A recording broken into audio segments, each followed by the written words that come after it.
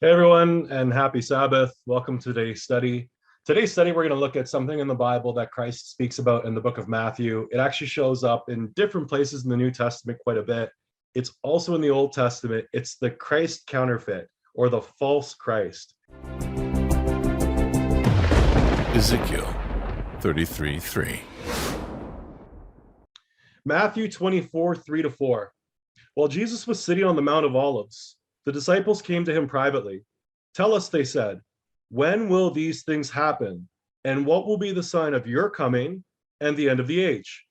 Now, this is interesting because they're asking a question as to when events are going to happen. And what Jesus says is a bit cryptic. He says, Jesus answered, see to it that no one deceives you. Can you imagine if I was to ask you, hey, what time are you going to come over? See to it that no one deceives you. It's almost a hint that, so I guess if someone deceives me before you come over, it must be close to the time that you're coming. That's exactly what he's saying. He carries on and says, for many will come in my name, claiming I am the Christ, and will deceive many. So Christ is saying that before he returns, people will actually claim that they are God, and they will actually successfully deceive people that they are God. Jesus warned his disciples that before his return, there would be people claiming that they are Christ. Now, has that happened already? Absolutely. As a matter of fact, I met one myself. They came to my parents' door first, then they came to my door, and they were called, I believe it's called the World Church, if I remember correctly. And I sat down and I listened to what they had to say.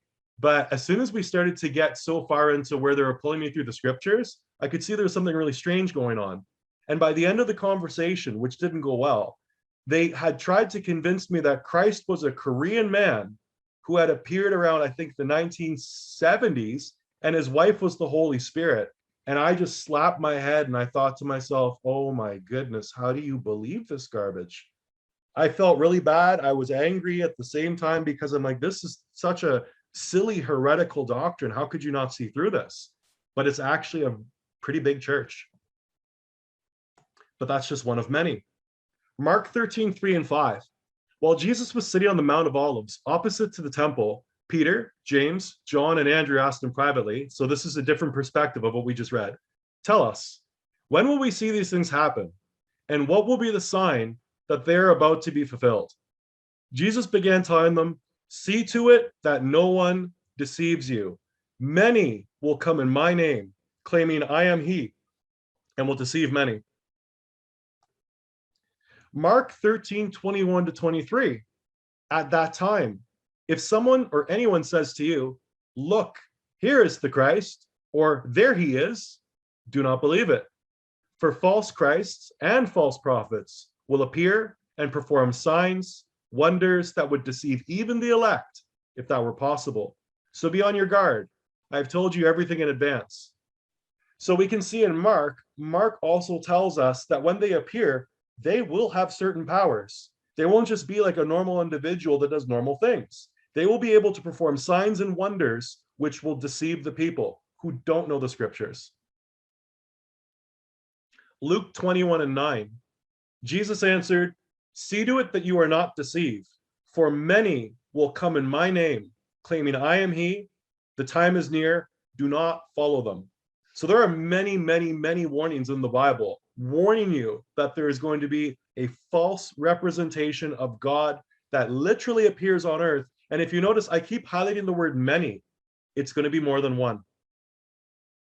The Bible tells us there will be many false Christs. I know there's another false Christ in Russia that's actively working right now. He kind of looks like the Jesus you see in the paintings. He's just this Russian guy with brown hair, long and a beard, wears like a white kind of a gown. He tries to kind of impersonate what these paintings of Jesus look like. And he has this little camp that all these people follow him around in.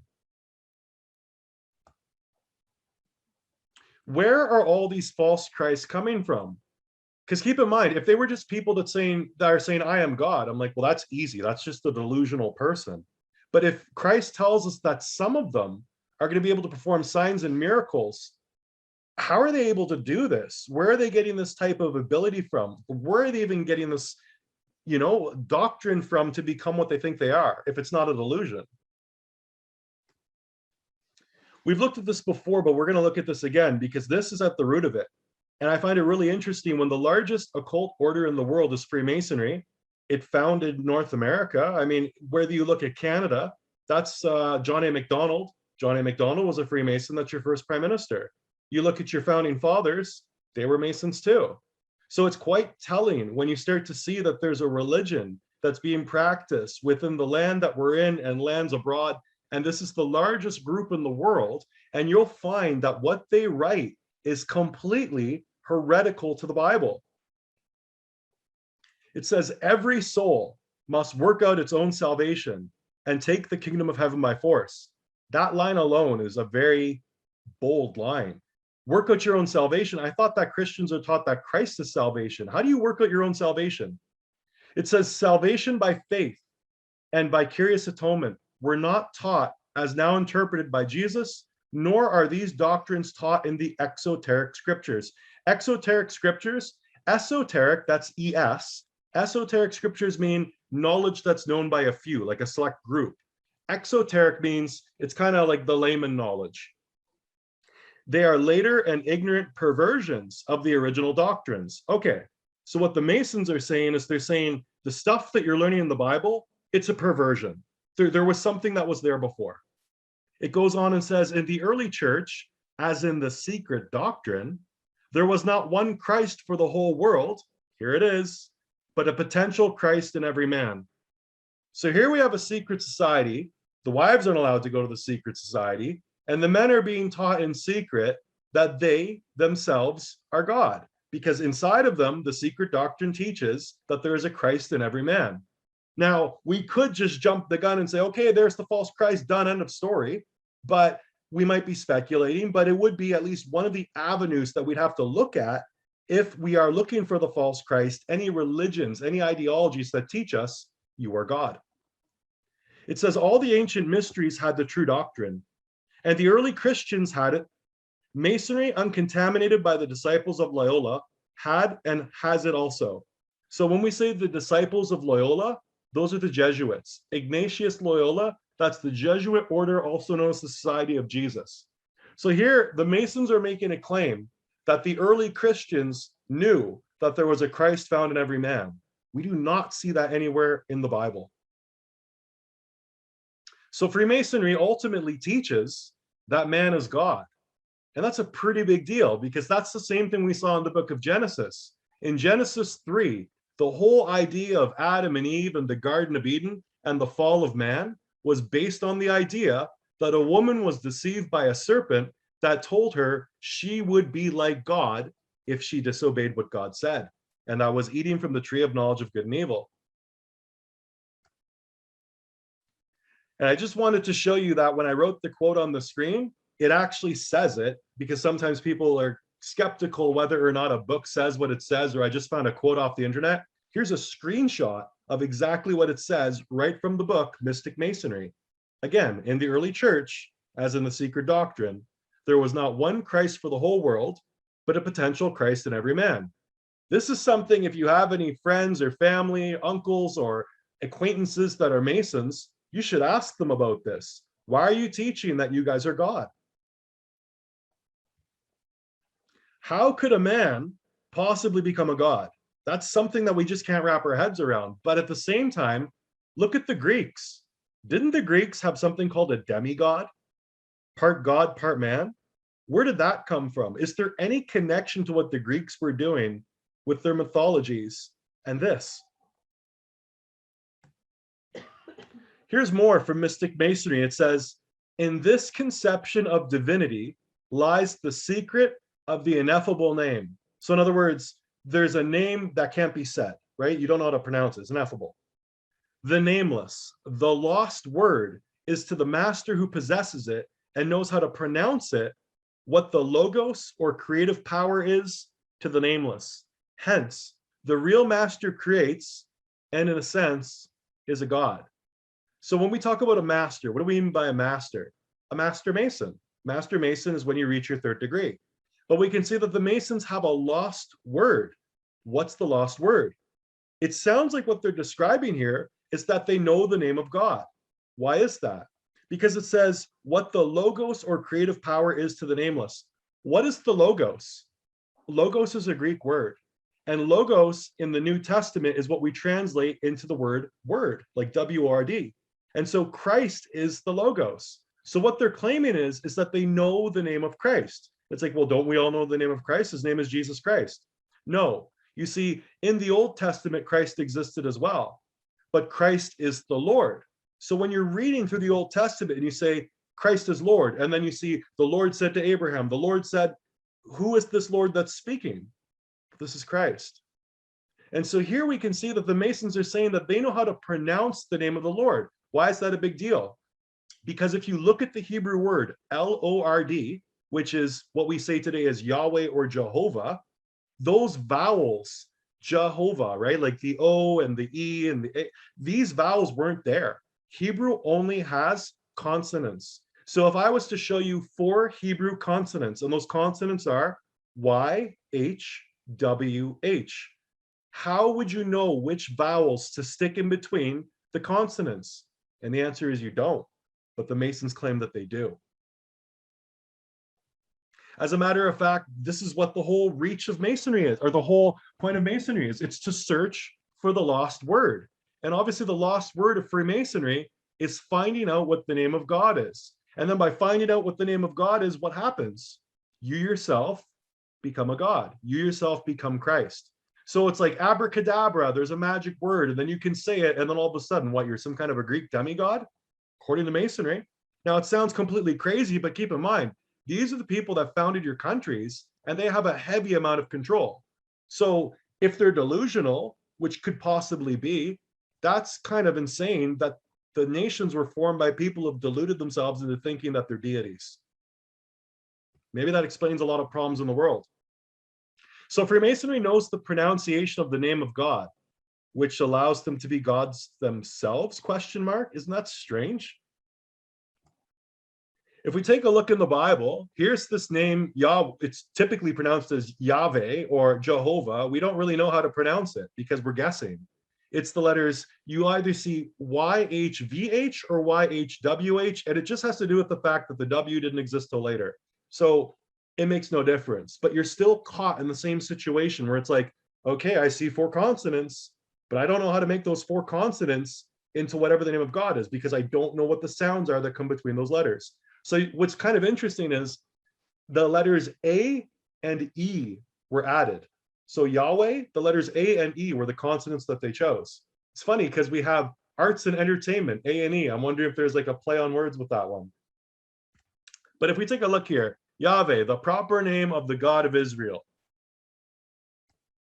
So here are the letters. You have to read it from right to left because Hebrew is written backwards to English. So starting from the right, the first letter in Hebrew is called Yod. The next letter is called He. The next letter is called Vav. And the last letter, it's the same as the second letter, which is another He. So Yod He, Vav He. But that's just the consonants. So since we only have the consonants for the name of the Lord, we have no idea how to pronounce it. Does the Bible teach that men called themselves by the name of God? It's one thing for Masons or anyone else that's deluded to think that they're gods, but does the Bible speak anything of it? It sounds like it's a pretty big idea. I mean, if we were to believe that we can call ourselves by the name of God, and this was something that is widespread, you would think that the Bible would say something about it. And the answer is it does. Genesis 4:26.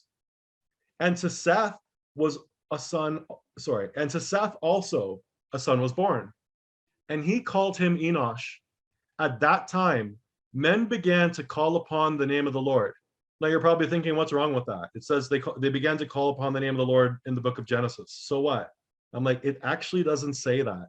But that is what all the churches read. That's what they see. And so, of course, they don't notice this because as English speakers, I find this really strange. If I was to be raised in a Muslim family, and they're Semites because they're sons of Shem, they're from Ishmael, and Ishmael was a son of Shem. It's coming through that bloodline through Abraham.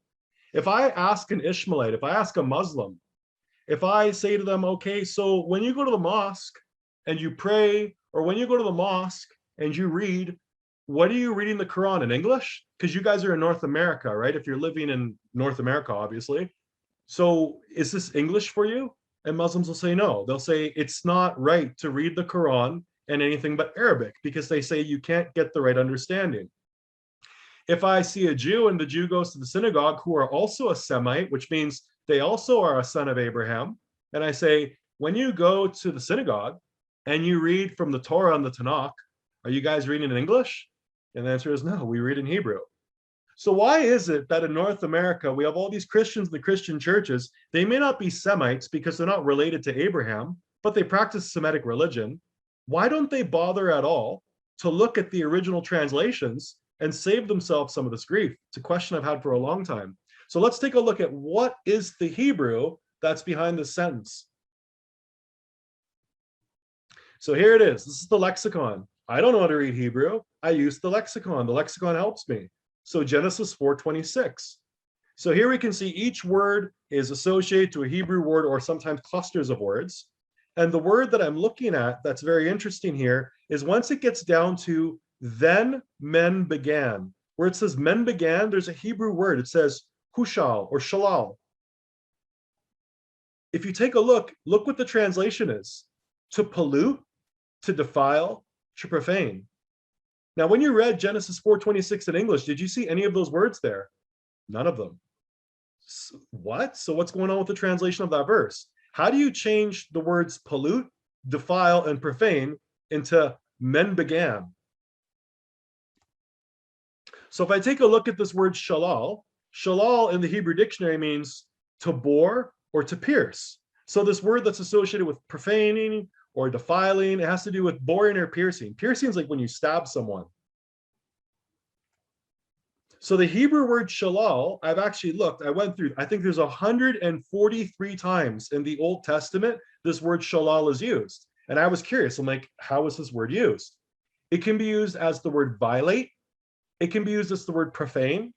It can be used as the word wound, defile, or begin. So it can be used as the word begin, or it can mean to pierce.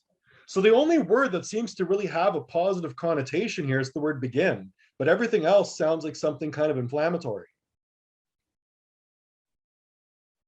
So look at Genesis 49:4. This is just an example of showing a verse that has the same word shalal in it. Uncontrolled as the waters, you will no longer excel, because you went up to your father's bed, onto my couch and defiled it. So what we're talking about here actually is Reuben. Reuben slept with his father's wife. And this word defiled is shalal. Exodus 25:20 has it too. It says, now if you make an altar of stone for me, you must not build it with stone shaped by tools. For if you use a chisel on it, you will defile it. Exodus 31:14. Keep the Sabbath, for it is holy to you. Anyone who profanes it must surely be put to death. Whoever does any work on that day must be cut off from among his people. So here we see profane. So we had defile, now we have profane. Exodus 31:14. You must not give any of your children to be sacrificed. I think I have the wrong verse number there. My apologies.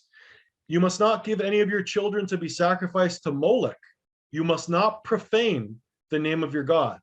I am the Lord.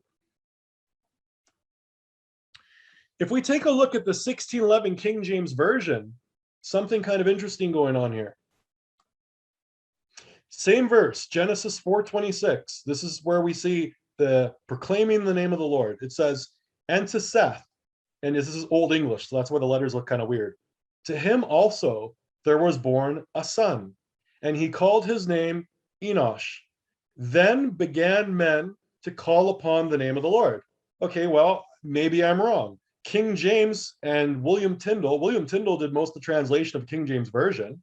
I mean, I think it was vast majority of the Old Testament and most of the New Testament, but it looks like William Tyndale translated this the same way that we see today. And William Tyndale was a translator that knew 11 different languages. So maybe I'm the one that's in error. But I noticed something about this translation. They were unsure. King James was obviously unsure about the translation of this verse. And I say that because they wrote notes beside it.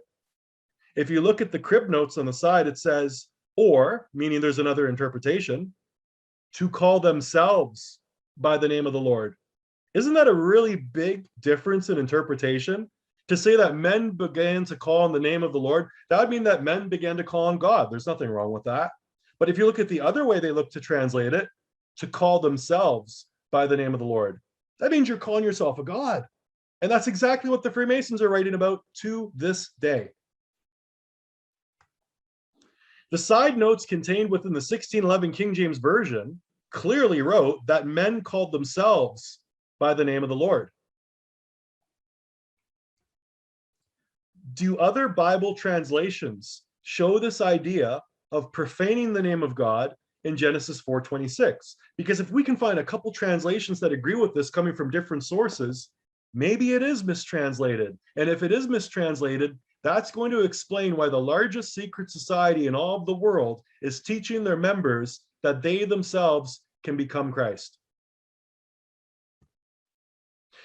Jewish Targums. This is an article in the Jewish Targums. We're going to look in the Targums and see the translations of Genesis 4:26. But before I do that, I better explain to you what are the Jewish Targums. The Targums are interpretive renderings of the books of the Hebrew Scriptures, with the exception of Ezra, Nehemiah, and Daniel, into Aramaic. Okay, so this is simple. Basically what you're saying is, it's the books of the Bible translated into an old form of Greek. That's what a Targum is. Simple. Such versions were needed when Hebrew ceased to be the normal medium of communication amongst the Jews. Okay, why did the Jews not know how to speak Hebrew? Well, because first you had Babylon, and then you had Medo-Persia. The Persians were conquered by the Greeks, and then when the Greeks were ruling the world, the Jews at that time were trading in the marketplace, speaking the Greek language.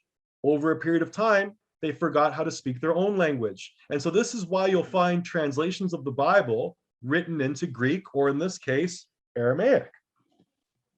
In synagogue services, the reading of the scripture was followed by a translation into Aramaic vernacular of the populace. So that's the language of the people at the time.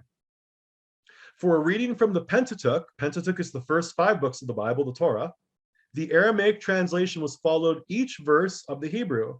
For a reading from the prophets, 3 verses were followed by an Aramaic translation. So they'd read a little bit in Hebrew, then they would give their interpretation in the language that everyone could understand at the time.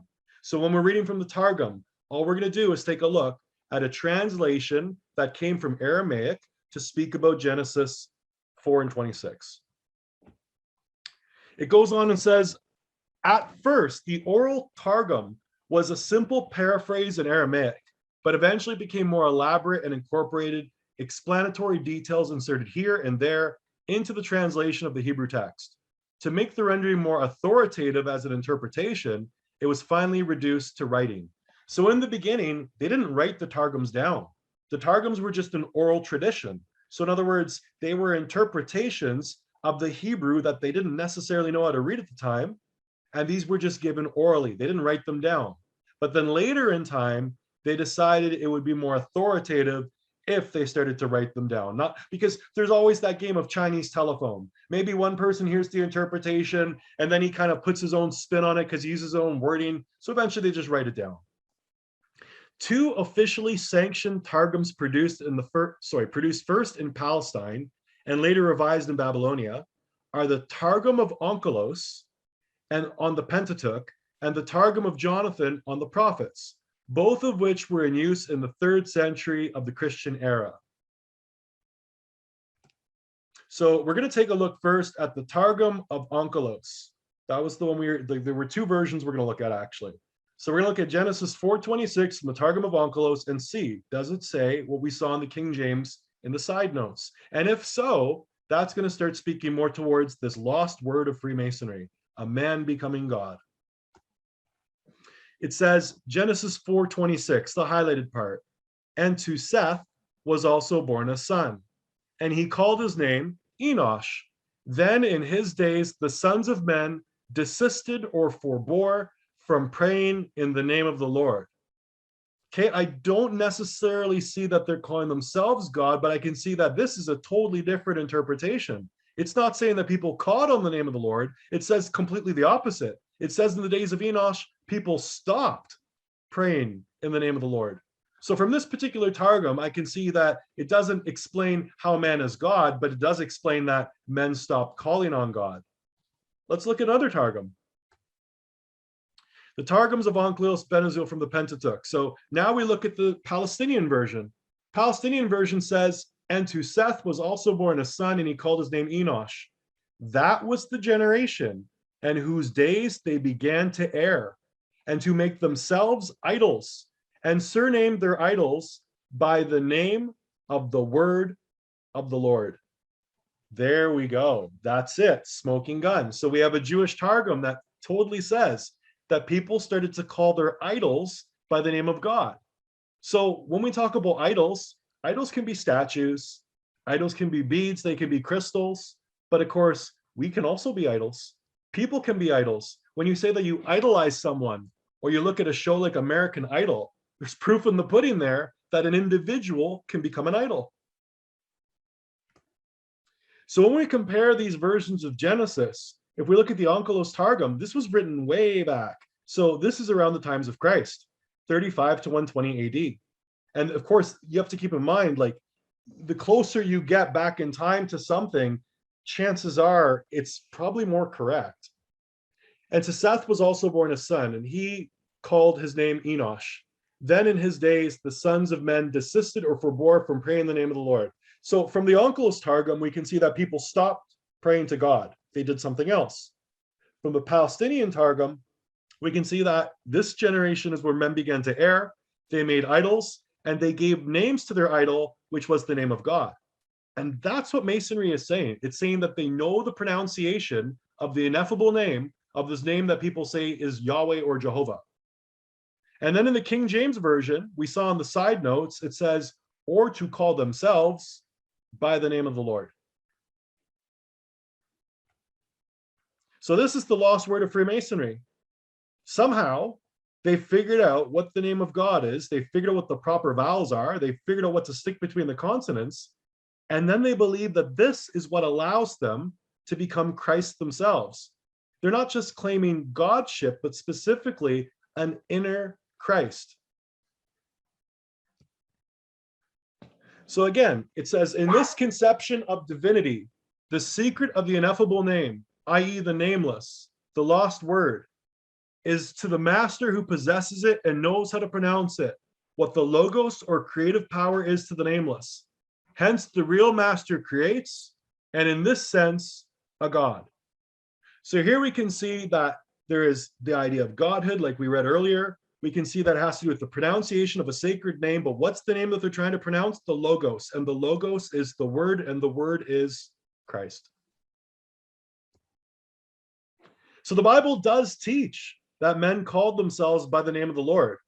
My backing this up would be the 1611 King James Bible, the side notes, the Onkelos Targum, but more specifically the Palestinian Targum. These three together, that's my smoking gun.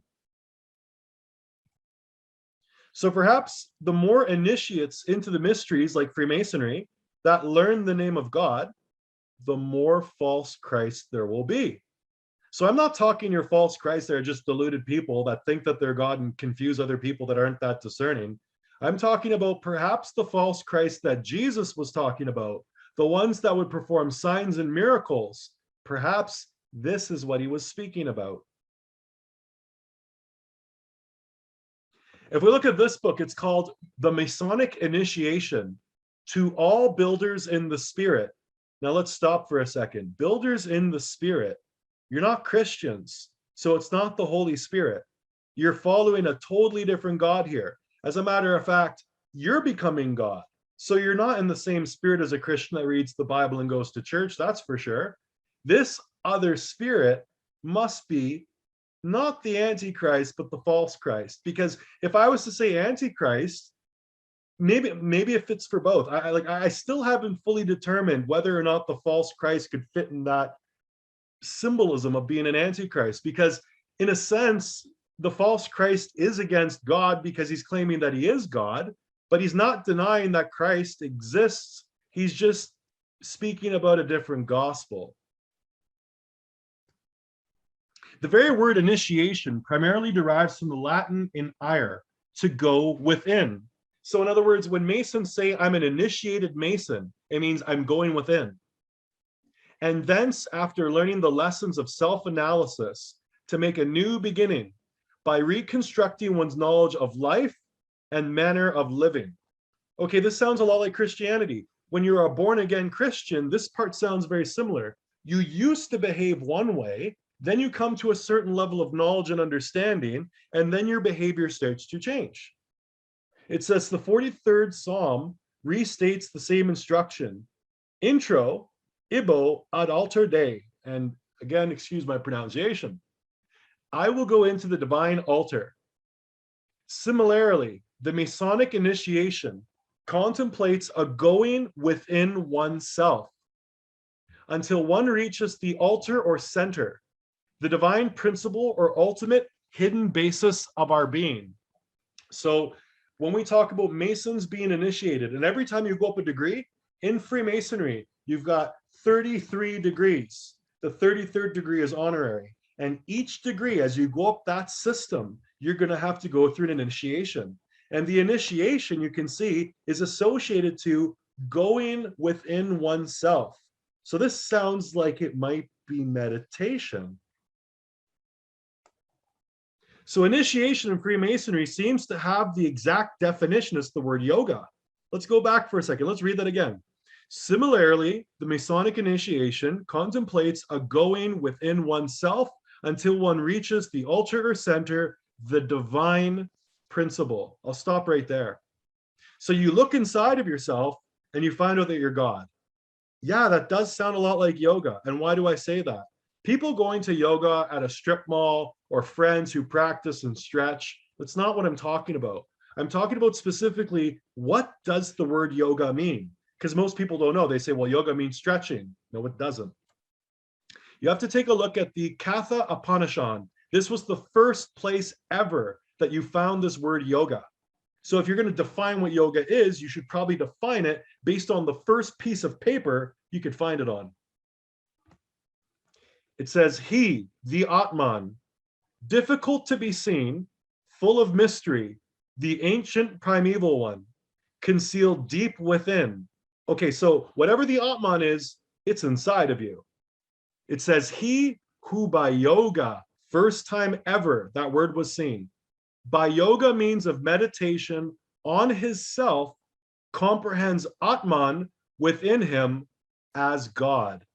He leaves joy and sorrow far behind. So what I'm saying here is whatever this Atman is, you find it deep inside of yourself, you do it through meditation, and then you come to the comprehension that Atman is inside of you. So you have a God within. Here's an article on Yogapedia, Atman. Atman is regarded as eternal and imperishable, distinct from the physical body, mind, and consciousness. It is believed to be found within every living being. Though some individuals may not recognize this true self due to ignorance or illusion known as Maya. Maya was known in the New Age as basically being the world. So basically what you're saying is this, the world that you live in, the environment that you were born in, has confused you into not recognizing what you truly are. And so what it's saying here is that what you truly are, when you look within, is you are the Atman. And what is the Atman? It represents this type of a deity. It's God. So then the Atman is outside, but the Atman is also inside. Now you can start to see where they kept up with this doctrine saying all is one. The universe, the Atman, is God, but there's also a universe on the inside. This is where the Hermetic principle, I believe, as is above, so is below, came from.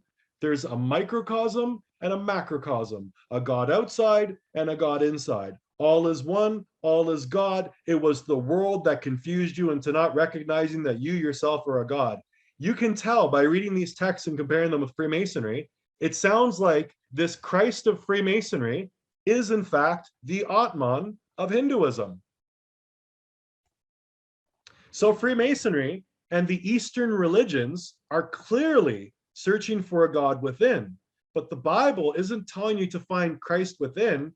He's telling you to search for the kingdom, and Christ is not some spark of divine that exists inside of you. Christ was a divine being. He was a person. He was a man that was incarnate, and he himself was God. We're not all him. We have no sharing in that. We are not God. Remember what they said in mystic masonry. Every soul must work out its own salvation and take the kingdom of heaven by force.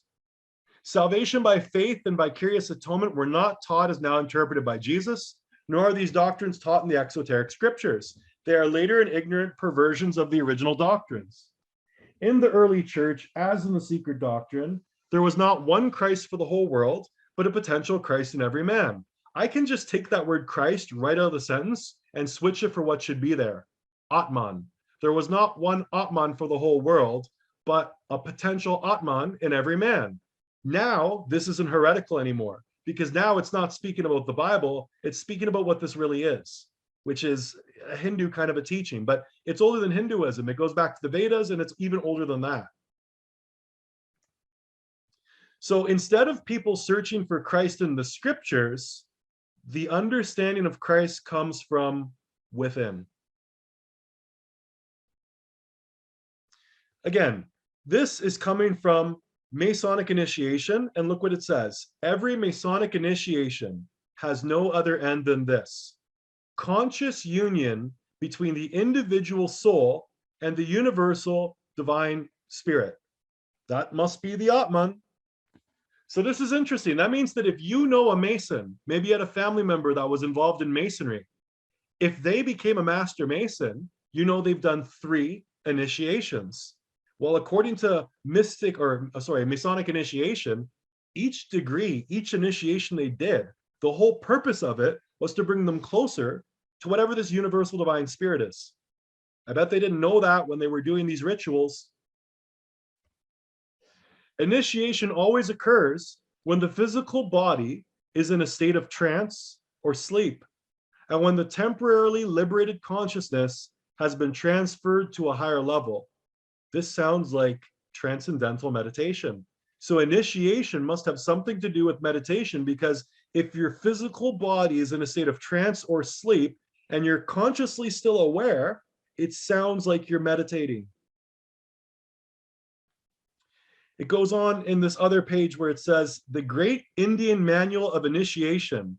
Now, isn't it funny? I was just comparing the word yoga to what I was seeing written in Masonry about the Christ within. And now we have the Masons quoting from an Indian manual of initiation called the Bhagavad Gita. Therefore teaches, there lives a master in the hearts of men, who makes their deeds by subtle pulling strings. Dance to what time he will. With all thy soul, trust him, and take him for thy succor.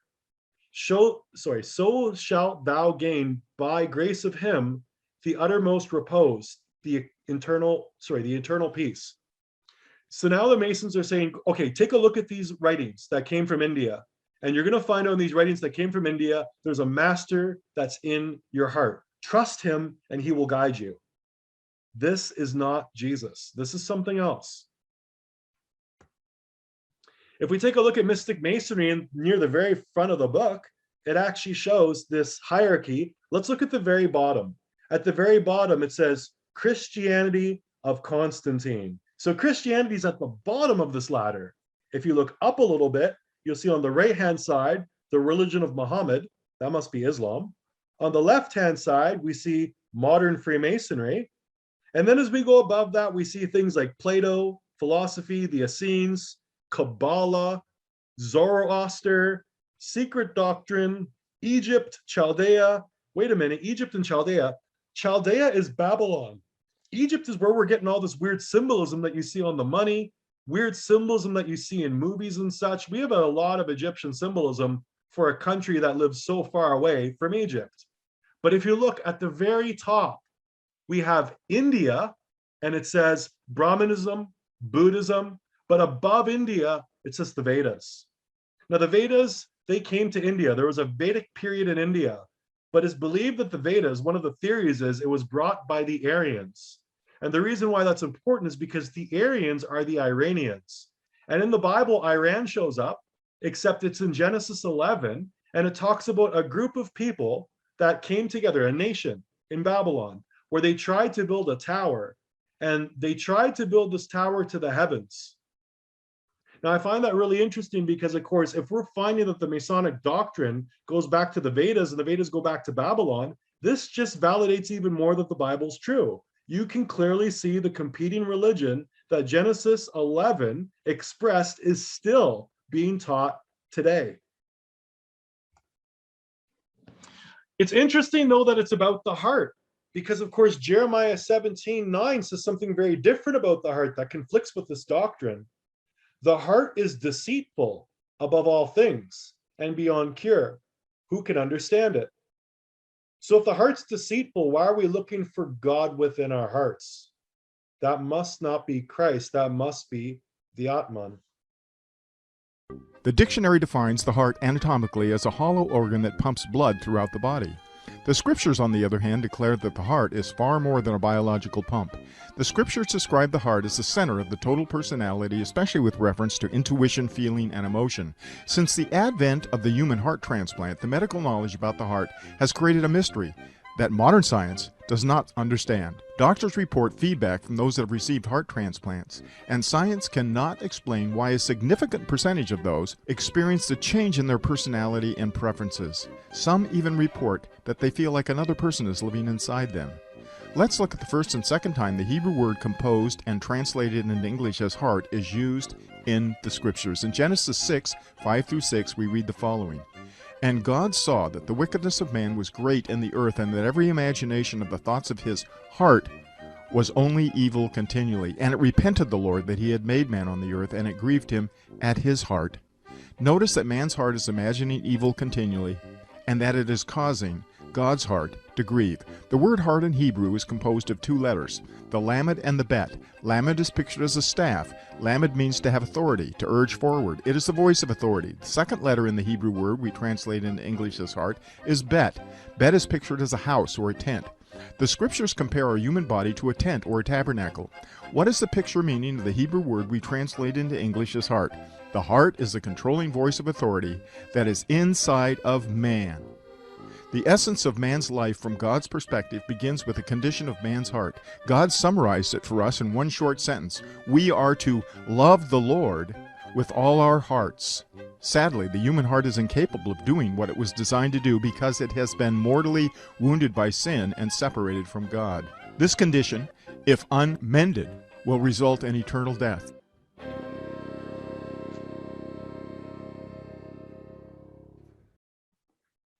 What's really interesting is when you take a look at the Hebrew word shin, shin is also pronounced as sin. And what is sin? Sin is transgression of the law. In other words, you're breaking what the will of God is. God wants you to do something, instead you're disobedient, you do something different. Interestingly enough, if we take this Hebrew word shin, it actually overlaps with the valves of the heart. Very interesting. So the false Christ seems to have Aryan origins because it comes from the Vedas. And when compared to the Bible, it is a deception of the heart.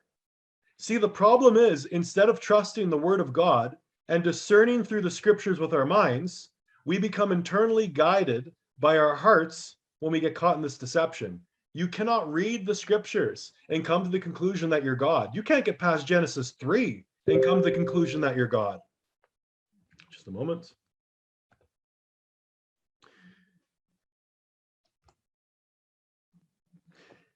It is a deception of rejecting the Christ of the Bible for instead a Christ found within. So in the scriptures, you can tell that there was a man, a physical man, not a mythology, not some kind of an idea or concept or an internal process. He physically existed, physically died, physically was resurrected. But this is not talking about that.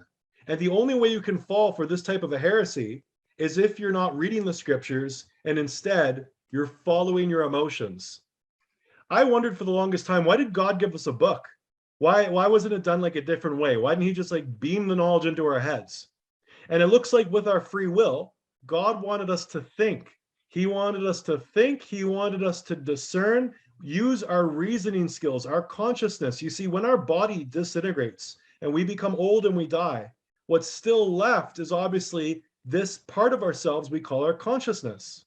So this consciousness, it either accepts Christ or it rejects Christ. This consciousness is the thing that carries on. It either carries on to a place of somewhere great or somewhere of weeping and upset. Weeping and upset, sorry. It's really interesting because I'm looking more at the Masonic initiation, and this idea of consciousness is in there too, because of course it's meditation. It says, for real initiation means an expansion of consciousness from the human to the divine level. Okay, so we said that initiation had no other means than trying to unify the person with something called the universal divine spirit. And now we see that real initiation expands the consciousness from human to divine. So I would assume that when you come into contact with the Atman or the universal divine spirit, that's when your brain gets so big that you think that you are in fact a god. It says, for those on the path to real initiation, meditation is essential. Okay, so that's quite simple. If I join the Masonic Lodge, I go through their different degrees of initiation.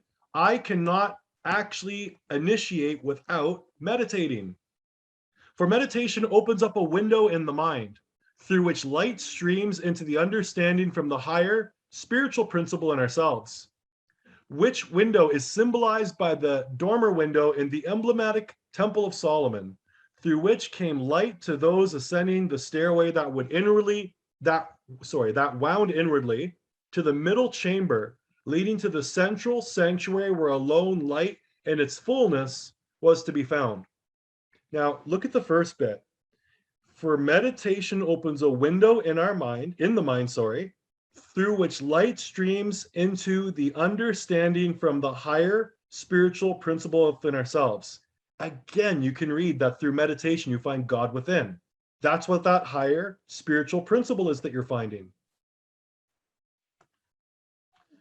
The doctrine associated to the false Christ, or God within, when presented through orders like Freemasonry, uses many biblical concepts. Did you not see they talked about Solomon's temple? They're using things like they're using words like the Logos, they're saying Jesus, they're saying the scriptures, they're saying Solomon's temple. You listen to this and you think it's like, oh, well, they must be talking about the Bible, they're using all these Bible-y words. But that's what this is. It's a false Christ, and there's a false gospel. So that means that if you're going to introduce something that isn't God, you're going to need a story to go along with it.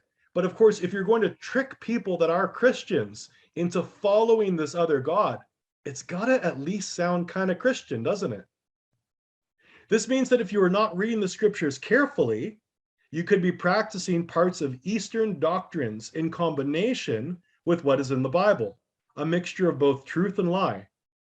So is everything that comes out of these different pagan orders like Masonry a lie? Not by any means. But they're mixing what is true in the Bible with things that are false. So what are they doing? They're leveraging. They're taking the scriptures, they're perverting the interpretations and leveraging with the scriptures to pull you into a different direction. Freemasonry is not the only occult order that teaches of a Christ within using Christian terms. Now, obviously, if we look at Buddhism and we look at Hinduism, I mean, in Hinduism, they call this the Atman. So it's not like a Christian's going to accidentally stumble into the Atman and believing that's God unless they go totally south. But here, if you take a look, you can see the statement that I'm making is that there's other groups aside from just Freemasons that use Christian terminology, but they teach about this force within that is not Christ at all. So you mean there's many different organizations that are trying to teach of a different God that isn't God? Yes. And so you can imagine trying to navigate that as a Christian means you're going to have to put your due diligence in, read, and decipher so you can find the devil in the details. You're not going to get it with like the big ideas. It's the small ideas where they throw you off until you get killed by 1,000 cuts. It's not a death by one big stab. It's a death by 1,000 cuts. Take a look at this. What is Christ consciousness? The Christ consciousness is the divine mind. So that says the God mind. And then who came up with this doctrine? The Rosicrucians. Well, the Rosicrucian Christ consciousness sounds a lot like the Hindu Atman, which sounds a lot like the Freemasons and their interpretation of the Christ within. It goes on and says, it is the entire divine order, the Logos. That is exactly what the Masons said. Or the law of God, if you will. And then it goes on. Here's another one, Rosicrucian Archives. From Jesus to Christ. What do you mean he got an upgrade? Are you telling me that God came to earth and he wasn't God? He had to get some kind of an upgrade to become God? I guess that's where the theory of evolution comes from. Because if the Rosicrucians, Freemasons, and now you can see also the Jesuits, if they're all teaching that God got some kind of an upgrade, well, then why can't you get it? Why can't you do whatever Jesus did to become the Christ?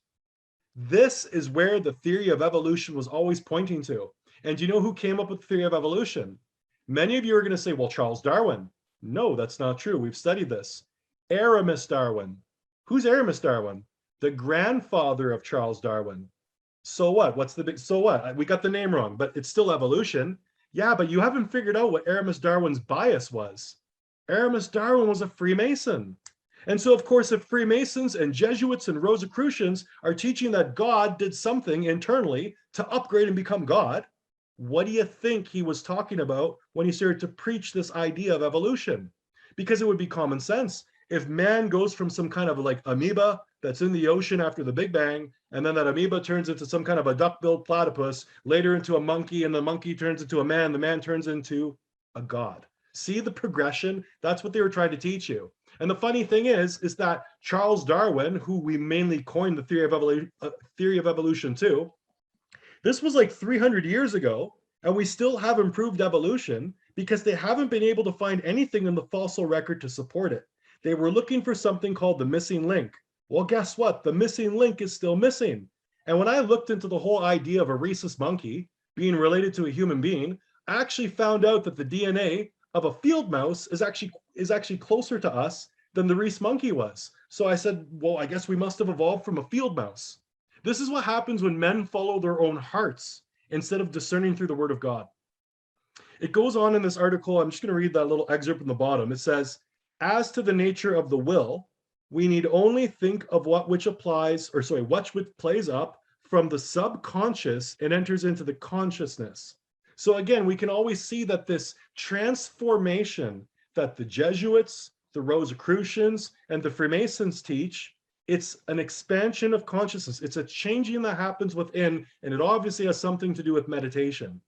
I think it's a big deal when you find out that the Jesuits, whose schools can be found in everywhere, and the Freemasons, whose lodges can be found everywhere, and the Rosicrucians, who have been trying to pull people into their fold since the time of the Renaissance, if they're all teaching that you can become God, I think that's a really big problem. And when I see in the book of Matthew that Christ says, in the future, do not be deceived, because before I return, many people will come and say that they're the Christ. Are you Jesuits? Are you Rosicrucians? Are you Freemasons? There's groups outside of that, obviously, but I mean, those are three really big groups. Christ warned us that there was a counterfeit gospel. Well, that would make sense. If you have Jesus of the Bible, and then you have this other Jesus, which ends up being the individual, I guess you'd have to have some kind of a way to explain it. So we have a counterfeit Christ, and now we have a counterfeit gospel. Galatians 1:6-8. It's actually titled No Other Gospel in a lot of these different Bibles where they subtitle. I am amazed, says Paul, how quickly you are deserting the one who called you by the grace of Christ and are turning to a different gospel, which is not even a gospel. Evidently, some people are troubling you and trying to distort the gospel of Christ. You see, they're taking the words of the Bible and they're twisting them, and then they're making this other gospel. And what comes with the other gospel? Another Jesus. And remember, who's Paul speaking to? Who are the Galatians? The Celts. The Celts are the Galatians. Did the Celts worship something different than Jesus? Come on, they had leprechauns and pixies and fairies. Of course they were. And so when Paul comes and says, hey, look, like you were taught what the truth was, why are you guys going towards this thing that the truth isn't? But even if we or an angel from heaven should preach a gospel contrary to the one that we preached, let him be under a curse. Did you know in the Bible, when it talks about death, death is not the end, obviously. Death is a curse. Is that what happens when you follow another gospel? If you follow a different Christ, and the first commandment is have no other gods before me, if your only way to the Father in heaven is through Christ, do you think it's a big deal if you get deceived by the false Christ and a different gospel? I would say yes. I would say it's a salvation issue. As we have said before, so now I say it again, if anyone is preaching to you a gospel contrary to the one you received, let him be under a curse. 2 Corinthians 11:3-4, Paul and the false apostles. So wait a minute, are you telling me that there's Christians that are not Christians, but they think that they're Christians, or they act like they're apostles? Paul says yes. I am afraid, however, that just as Eve was deceived by the serpent's cunning, your minds may be led astray from your simple and pure devotion to Christ. So he's talking to the Greeks now, the Corinthians. Looks like the Corinthians had the same problem that the Celts did, which is they didn't understand who God was. They seemed to be going away all of a sudden. For if someone comes and proclaims a Jesus other than the one we proclaimed, or if you receive a different spirit than the one you received, or a different gospel than the one you accepted, you put up with it way too easily. Remember when we looked at that page of Freemasonry on Masonic initiation? Remember the front cover of that Masonic initiation specifically said, it talked about the spirit, building in the spirit? That's a different spirit. That's not the Holy Spirit. This is exactly what Paul was talking about when he wrote to the Corinthians. It's this same heresy. 1 Timothy 1-3. As I urged you on my departure to Macedonia, you should stay on at Ephesus to instruct certain men not to teach false doctrines. So what's going on here? We're seeing that men within the church, we're not talking pagans, we're not talking Freemasons, Rosicrucians, or Jesuits, we're talking men within the church, supposedly Christians, and they're being instructed not to teach others. Why are they not supposed to teach others? Because they're teaching them false doctrines. So this isn't just coming from paganism, it's coming from the church itself. Paul spoke of false apostles that brought forward a different Jesus and different teachings on the gospel. Of course, because they're under a different spirit. The universal divine spirit is what we read. The Atman was the name that the Hindus used. 2 Corinthians 11:12-15. Again, this is Paul and the false apostles. But I will keep doing what I'm doing in order to undercut those who want an opportunity to be regarded as our equals in the things of which they boast. So they're teaching about a different Christ. They're coming with a different gospel. They're clearly under a different spirit than the Holy Spirit. And Paul's saying these people want to be our equals. They are amongst us, obviously. For such men are false apostles. They are deceitful workers, masquerading as apostles of Christ. So in other words, we're dealing with people that are in the church. They look like they love Christ. They look like they love God, but they're actually not worshiping God, are they? Not according to Paul. And no wonder, for Satan himself masquerades as an angel of light. Is Satan operating under the guise of this Atman? Is Satan operating under this guise of this false Christ that's found within this inner divinity? Probably. It is not surprising then if his servants masquerade as servants of righteousness. Their end will correspond to their actions. So if people accept this other gospel under another spirit of this Christ within, for example, or even parts of it, because you don't have to accept the whole thing, it's even parts of it, because you can see there's different problems here. Some people are going to get tricked by the false Christ, but the false Christ, well, we've only seen so many, not the ones performing miracles yet, but are there false gospels? Oh my goodness, there's so many Christian denominations and they all think they can do it differently. This church does this, this church does this, this church does this, but there's one Bible. And no one's discerning through the pages of the Bible to find these little mistakes. Instead, they allow these mistakes to remain in the church and they just assume, well, my church does things a little bit differently, but we're all praising Christ. Maybe, or maybe you have a different gospel and you haven't seen what the full maturity of following that gospel will lead you to. Paul tells us that Satan is responsible for counterfeiting of Christ and the gospel. I thought Satan was evil. Yeah, but this is kind of different, right? We're not looking at anything in regards to right and wrong here, because of course, if we're talking about a different Christ and a different gospel, that doesn't necessarily mean sin. It doesn't necessarily mean transgression of the law in the case of killing and coveting, etc. What it does tell us is there's the sin of having another God before God, which is the God becomes yourself. So it's complicated because outwardly, this type of worship seems like it's okay. It doesn't look evil. And even the people that support it, it doesn't look evil. It still looks like Christ. It still looks like the gospel. But if you read the gospel with a fine-tooth comb, you'll notice those devils in the details. Again, this is all pointing back to this lost word of Freemasonry. The idea is that Masons can think that through finding some kind of name of God, that they themselves become gods. Like, this is exactly what the full maturity, I think, of the false Christ is, that Christ is talking about in the book of Matthew. I think, to be honest, most of the churches in the world, they've got little sprinkles of all of this. I've explained this to one of my sisters in Christ where I said, I'm like, imagine this. If we put a whole bunch of houses, in front of us on a lawn or something, or it doesn't matter what we use, houses, boxes, bags, whatever, but just a whole bunch of containers. And we took a handful of sprinkles, and let's say that handful of sprinkles were bits and pieces of teachings that came from Asia. And we took those bits and pieces of teachings that came from Asia, and we just threw them. And those sprinkles landed in a bunch of different boxes. Well, that would explain what's going on in the churches.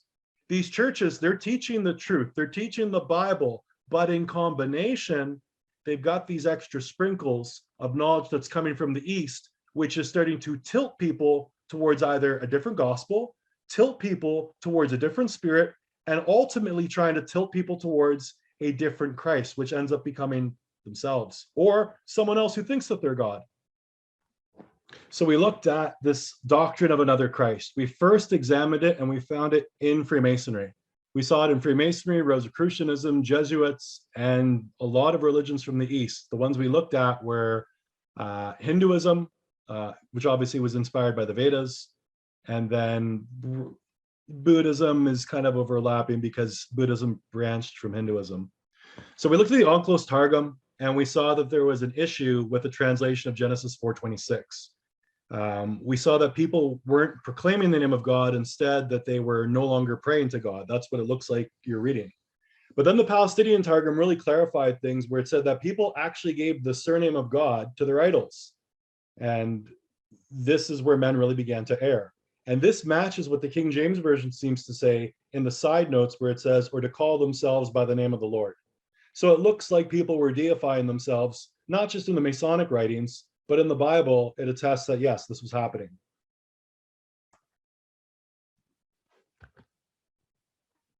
I'm going to read to you this excerpt on the lost word, since we talked about the lost word of Freemasonry. And we've already introduced the idea that the lost word of Freemasonry is associated to this idea of an expansion of consciousness where you come to the conclusion that you're a god. So on the outside, you don't look different than anyone. You would look exactly the same as the rest of us. But on the inside, in your consciousness, it'd be very different, I'm assuming, if you expanded it. Perhaps this has to do with the wheat and the tares in the Bible. If we have Satan planting seeds, or we have Satan planting weeds, amongst the wheat that's growing, well, perhaps these would be individuals coming with a different doctrine. Because of course, if wheat and tares look the same until they grow long enough, well, then that means that when a Christian reaches more of their maturity, you're not going to confuse them for a tare anymore. You'll only confuse them for a tare when they're new in their walk. But of course, once they get in the fullness of Christ, they're not going to speak the same doctrine. They're not going to talk about the same gospel necessarily that the Masons are talking about. They're not going to start confusing the worship of one Christ with a different Christ and a different gospel. And so that's how you would know. So I do think that there's an association to the tares and the fact that they look the same. That's why Paul said, there are apostles amongst you. There are workers amongst you, but they're not preaching the same gospel. So the lost word of Freemasonry, the lost word is a concept of esoteric Freemasonry, which represents a state of consciousness that has been largely lost to the majority of human beings.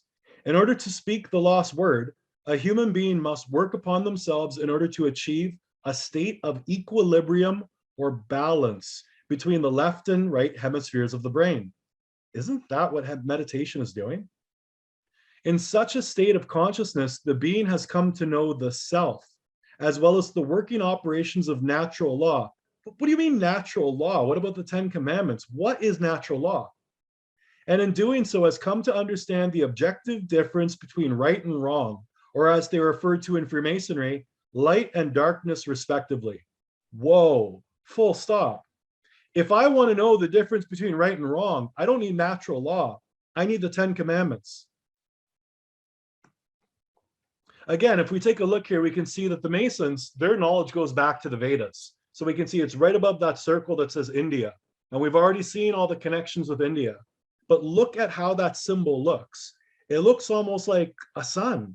It's got sun with ray. It looks like a sun with rays coming out of it of different lengths. So this looks like a burst of light like the sun. And that seems to be at the top of this religion. Maybe this is where the word Illuminati or illumination or enlightened is coming from. If we look at the Grand Lodge of Masons in Massachusetts, check this out. Right on the front, what do we see? The compass and square, sure, but there's a sun with these rays extending out. Would that be the sun that we see in the Vedas? This illumination, this light? Is this the light of God, or is this the light of Lucifer? Remember, Lucifer is a mix of light and darkness. And for those of you who've watched our other sermons, you've seen that when we talk about Lucifer from a Masonic sense, Lucifer is talking about light and darkness as well, because Masons believe that you can't have light without darkness. You can't have hot without cold. You can't have motion without stillness. But that's not how John in the Bible described God. John in the Bible described God as God is light, there is no darkness in him. Whereas we see that this knowledge coming from the Aryan knowledge is a mixture of truth and lie, or sorry, it's a mixture of light and dark. It's a mixture of light and dark, which would be truth and lie. Here's the Masonic compass and square. And what's in the center of the compass and square? The sun. It's sitting right where the G is. And then we can see in this other image of the compass and square, above the compass, we see the sun. There's a lot of emphasis here on the sun. I thought the emphasis was supposed to be on Jesus. So if you're finding the Christ within, what does the Christ within, or the universal divine spirit, or the Atman have anything to do with the sun? Look at this. We can see the name of the Lord. You should recognize it. Yod, Hey, Vav, Hey, right? Jehovah. If you try to make up the vowels, we don't know the vowels. But we can see that this name is inside of the sun. And this is inside of a church. And it's not just one church, it's lots of churches. So you have to ask yourself, if you're seeing the symbolism inside the church, and you know that the symbolism is taking God's name and sticking it inside of the sun, are you sure you should be going to these places to learn? You might get a different gospel, or parts of it. Here's some, what was it? The glass windows in the church. And again, you can see that burst of light. You can see that triangle, the pyramid. It's called the Tetragrammaton is what the name is. And this is basically seen in the center of these rays of light. This would represent what you see on your $1 bill in the United States. When you look at the $1 bill in the United States, you actually see this on the back of the bill. When it shows the pyramid with that little capstone, that's what this is. It's sitting off of the top. So in other words, when everyone probably comes to this form of consciousness, this is when Satan clearly has finished his work. However, Christ is not associated with the symbolism of the sun. And we're going to look at that in the Bible in just a moment. Sun worship has nothing to do with Jesus, but it looks like the false Christ has a lot to do with sun worship. It's everywhere. Here's another church. Look at this. It's the name of God, or the name of the Lord, inside of the sun. I don't see the association why Christ is being depicted as the sun. He was a man, not the sun. Here's another one. Again, it's the name of God inside of a sun. Here we go again.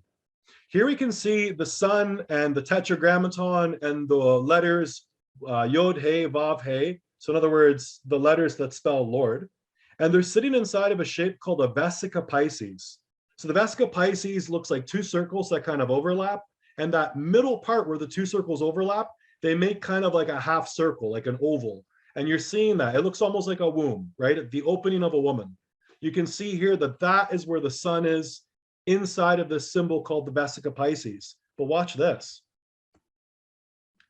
Sometimes you see the sun with the word or the name of God inside of it, but you also see Jesus sitting in the same place. So you can clearly tell from this artwork in these different churches, they are completely associating Jesus to the sun. Make no mistake. Here's the Washington Monument. And notice how it sits in the center of a vesica Pisces. So far we've seen the sun with the Tetragrammaton, the name of God, sitting inside the vesica Pisces. And now we're seeing an Egyptian obelisk. And this is residing in Washington, a big stone pillar. That's in the center. So then here's what you're telling me symbol-wise. You're telling me that whatever this idea is that came from the East, that came from obviously Babylon, in my opinion, it's Aryan, it's Vedic. Well, it looks like you can symbolize the sun god or the false Christ as either a sun, a triangle, or a stone pillar that sits in the center. There's a couple different ways to kind of, show the same thing, because you can clearly tell they're just substituting. So these are like, if we were talking about English and synonyms, these symbols would just be synonyms. They're just symbols that you can swap for another symbol, which clearly must mean something representative of the same thing. If we look at the Washington Monument, we do see solar symbolism. As a matter of fact, you can see George Washington's picture. I'm sure you've seen it before. And above it, we can see a circle, which is the sun, with two serpents. And that's interesting because, of course, who is the one that convinced Eve that she could be like God? The serpent. So I see serpents, I see a sun, I see some six-pointed star thing, which people have associated with Israel, but it's not Israel, and I'll show you that in a second, and wings on it. Well, let's take a little bit of focus for that star, because everyone calls the Star of David, and it is not. The Pope also has the Star of David, or so you think, the Star of David on his hat. It's the same star that you see inside of the Washington Monument, which is a big stone pillar. What does the Vatican and Freemasonry have in common? Acts 7:43. And you took up the tabernacle of Moloch and the star of your god, Raphan. So there is a star in the Bible, but the star is not associated to God, it's associated to Raphan. The images that you made to worship them, and I will remove you beyond Babylon. So in the New Testament, we can see in the book of Acts that this situation that we're reading about is actually talking about Exodus. It's when they were in the wilderness for 40 years. And so when they were in the wilderness, it appears that the Israelites, they had a tabernacle associated to the god Moloch, and they had a star associated to this god Raphan. And Raphan, when you look in the Bible dictionaries, which we have before, is the planet Saturn. But here's where it gets interesting, since we see all these overlaps with Freemasonry, and then we even see what look like Masonic symbols in the Catholic Church. What we're seeing here is the six-pointed star in Hinduism. So we already looked and we saw that Masons overlap with these Hindu ideas of the Atman, but then we can see that the star that shows up in Masonry also shows up in Roman Catholicism, except it's got Hindu gods inside of it. And then if we look on the right-hand side, this is a Hindu temple, and instead of showing these three Hindu gods, which are the Trimurti, the Hindu Trinity, instead, what do you see? A sun. Are you starting to see the substitution here? This is a solar symbol. The swastika is also a solar symbol. I know a lot of people know that. So are all these institutions and ideologies all sharing the worship of the sun? It sure looks like it. The churches are filled with symbolism related to sun worship. Are you sure that's the place that you want to learn the Bible? Because you might just get riddled with contradiction, a different gospel, a different spirit, and maybe a different Christ in the very end. That's if you make it that far. So again, we saw that in the center of the Vesica Piscis, there was a stone pillar. You see it at the Vatican.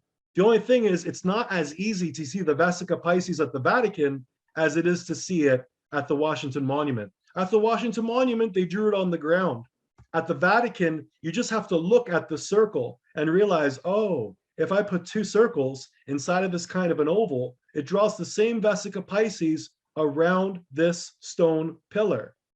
So the Masons have a six-pointed star, the Catholics have a six-pointed star, the Hindus have a six-pointed star, and the Vesica Piscis symbolism and the standing stone, we see all of this stuff in the East, and we see this in Freemasonry. It looks like they're all sharing one religion, and this religion has similarities to Christianity, but it's not Christian. It's a different gospel with a different Christ. And we saw with the Jesuits, for example, who are extremely close with the Roman Catholics. The Jesuits were also the ones that said from Jesus to Christ, just like the Rosicrucians. That is not the Christ of the gospel. This is what the obelisk is. This is Dr. Kathy Burns, Masonic and Occult Symbols Illustrated, 1998.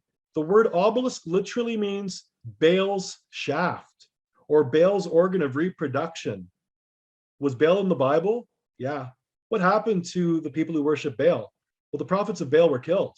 As a matter of fact, it says in the Bible, I will set aside 7,000 who do not kneel down to Baal. So Baal is not a good thing.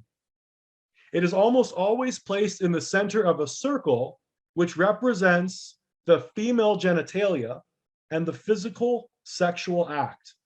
Okay, so if I see a standing stone inside of a circle, that represents a penis and a vagina? Absolutely. Take a look at the church. The church has a steeple. What is the steeple about? What's the point of it? What functional purpose does it hold? It looks like a phallus. Now, not to say that all churches follow this, but a lot of churches, they keep Sunday.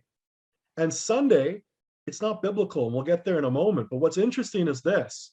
A lot of the churches that keep Sunday are churches, and it's not 100%, but a lot of them that do, they have this type of architecture where you see this phallic symbol. That's what the steeple is. And then often inside of this phallic symbol, you'll see a bell. Well, wasn't the god called Baal? Did you know there's an alternate way to spell Baal? It's B-E-L. So when you talk about things like hell's bells, and here we see these Egyptian symbols pointing towards a different type of a Christ, because we saw that when you put this pillar inside the Vesica Piscis, it can be swapped with Jesus. Many depictions of the sun containing the name of the Lord can be seen throughout Roman Catholic, but also Protestant churches. You see, it's not just the Roman Catholics that keep Sunday, it's Protestant churches too. But interestingly enough, in more recent years, not all of them. It used to just be the Seventh-day Adventist. Then all of a sudden the Baptists got on board. And then more and more churches that started studying the word started noticing that they can't figure out a logical reason as to why church is on Sunday. What instituted the change? And the only way they can try to explain it is by using verses of the apostles coming together to break bread and verses that have to do with traditions of men, but nothing that is explicitly said by God. There's not even anything explicitly said when it talks about breaking bread on the first day of the week. In other words, you're just making the implication that because the apostles came together and broke bread on the first day of the week on Pentecost, that was the reason that you could take the Sabbath and switch it from Saturday to Sunday. That's quite the assumption. My question is, are churches mixing the Bible with another gospel that is associated to the mysteries around the sun? And is that why these churches look so different? Remember my analogy of taking sprinkles and throwing a bunch of sprinkles towards these different containers? Well, you didn't get the whole doctrine of sun worship, because if you did, you'd probably just be a Mason, or you'd probably just be a Rosicrucian or a Jesuit. But let's say you just got bits and pieces of it. Would there be things that you would find in your church that was not in the Bible, but it was something that you have accomplished or something that you have accepted as a tradition? And what did the Bible say about traditions? Christ rebuked the traditions of men. Paul rebuked the traditions of men. So our job is we're supposed to be discerning, and we're supposed to remove the traditions of men and keep what the word says. We don't want any false leaven. We don't want false teachings. Is this why the Sabbath was replaced with Sunday? Now that we can see there's all this solar symbolism, and we can see that the false Christ is associated to the sun, is that why we switched from Saturday to the sun day? I mean, you got the sun right there, and you've already seen the churches are starting to place the name of God, or not starting to, but have. They've placed the name of God inside the sun, and now we have church on Sunday, and we have no reason for it aside from traditions of men. It's popular among Christians to say that the Sabbath has been done away with, or that we no longer need to keep the Sabbath. Some even say that the Sabbath was changed to Sunday. However, none of these claims can be supported by Scripture. There is not a single verse in the entire Bible that tells us the Sabbath was ever changed or removed, and not one verse ever tells us to stop keeping the Sabbath. Yet there are well over 100 verses in the Bible that tell us to keep the Sabbath. Here are my top 10 scripture reasons about why we should still be keeping the Sabbath. Number 10, the Sabbath was established at creation. And on the seventh day, God ended His work which He had done, and He rested on the seventh day from all His work which He had done. Then God blessed the seventh day and sanctified it, because in it He rested from all His work which God had created and made. Number 9, the Sabbath is one of the 10 commandments. Remember the Sabbath day to keep it holy. 6 days you shall labor and do all of your work, but the seventh day is the Sabbath of the Lord your God. In it you shall do no work, you, nor your son, nor your daughter, nor your male servant, nor your female servant, nor your cattle, nor your stranger who is within your gates. For in 6 days the Lord made heaven and earth, and the sea and all that is in them, and He rested on the seventh day. Therefore the Lord blessed the Sabbath day and hallowed it. Number 8, the Sabbath is a sign between God and His people.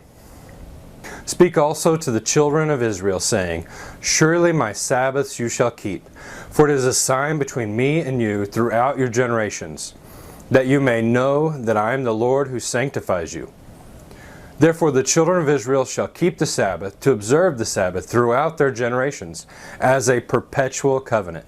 It is a sign between me and the children of Israel forever.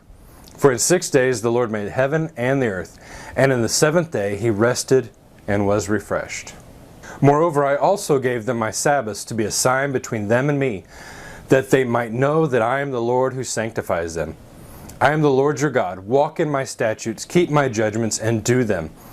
Hallow my Sabbaths, and they will be a sign between me and you, that you may know that I am the Lord your God. Number 7, the Sabbath is a gift to us. And He said to them, The Sabbath was made for man, and not man for the Sabbath. Moreover, I also gave them my Sabbaths to be a sign between them and me, that they might know that I am the Lord who sanctifies them. Number 6, God blesses those who keep the Sabbath. Blessed is the man who does this, and the Son of Man who lays hold on it, who keeps from defiling the Sabbath, and keeps his hand from doing any evil. Do not let the son of the foreigner who has joined himself to the Lord speak, saying, The Lord has utterly separated me from His people. Nor let the eunuch say, Here I am, a dry tree.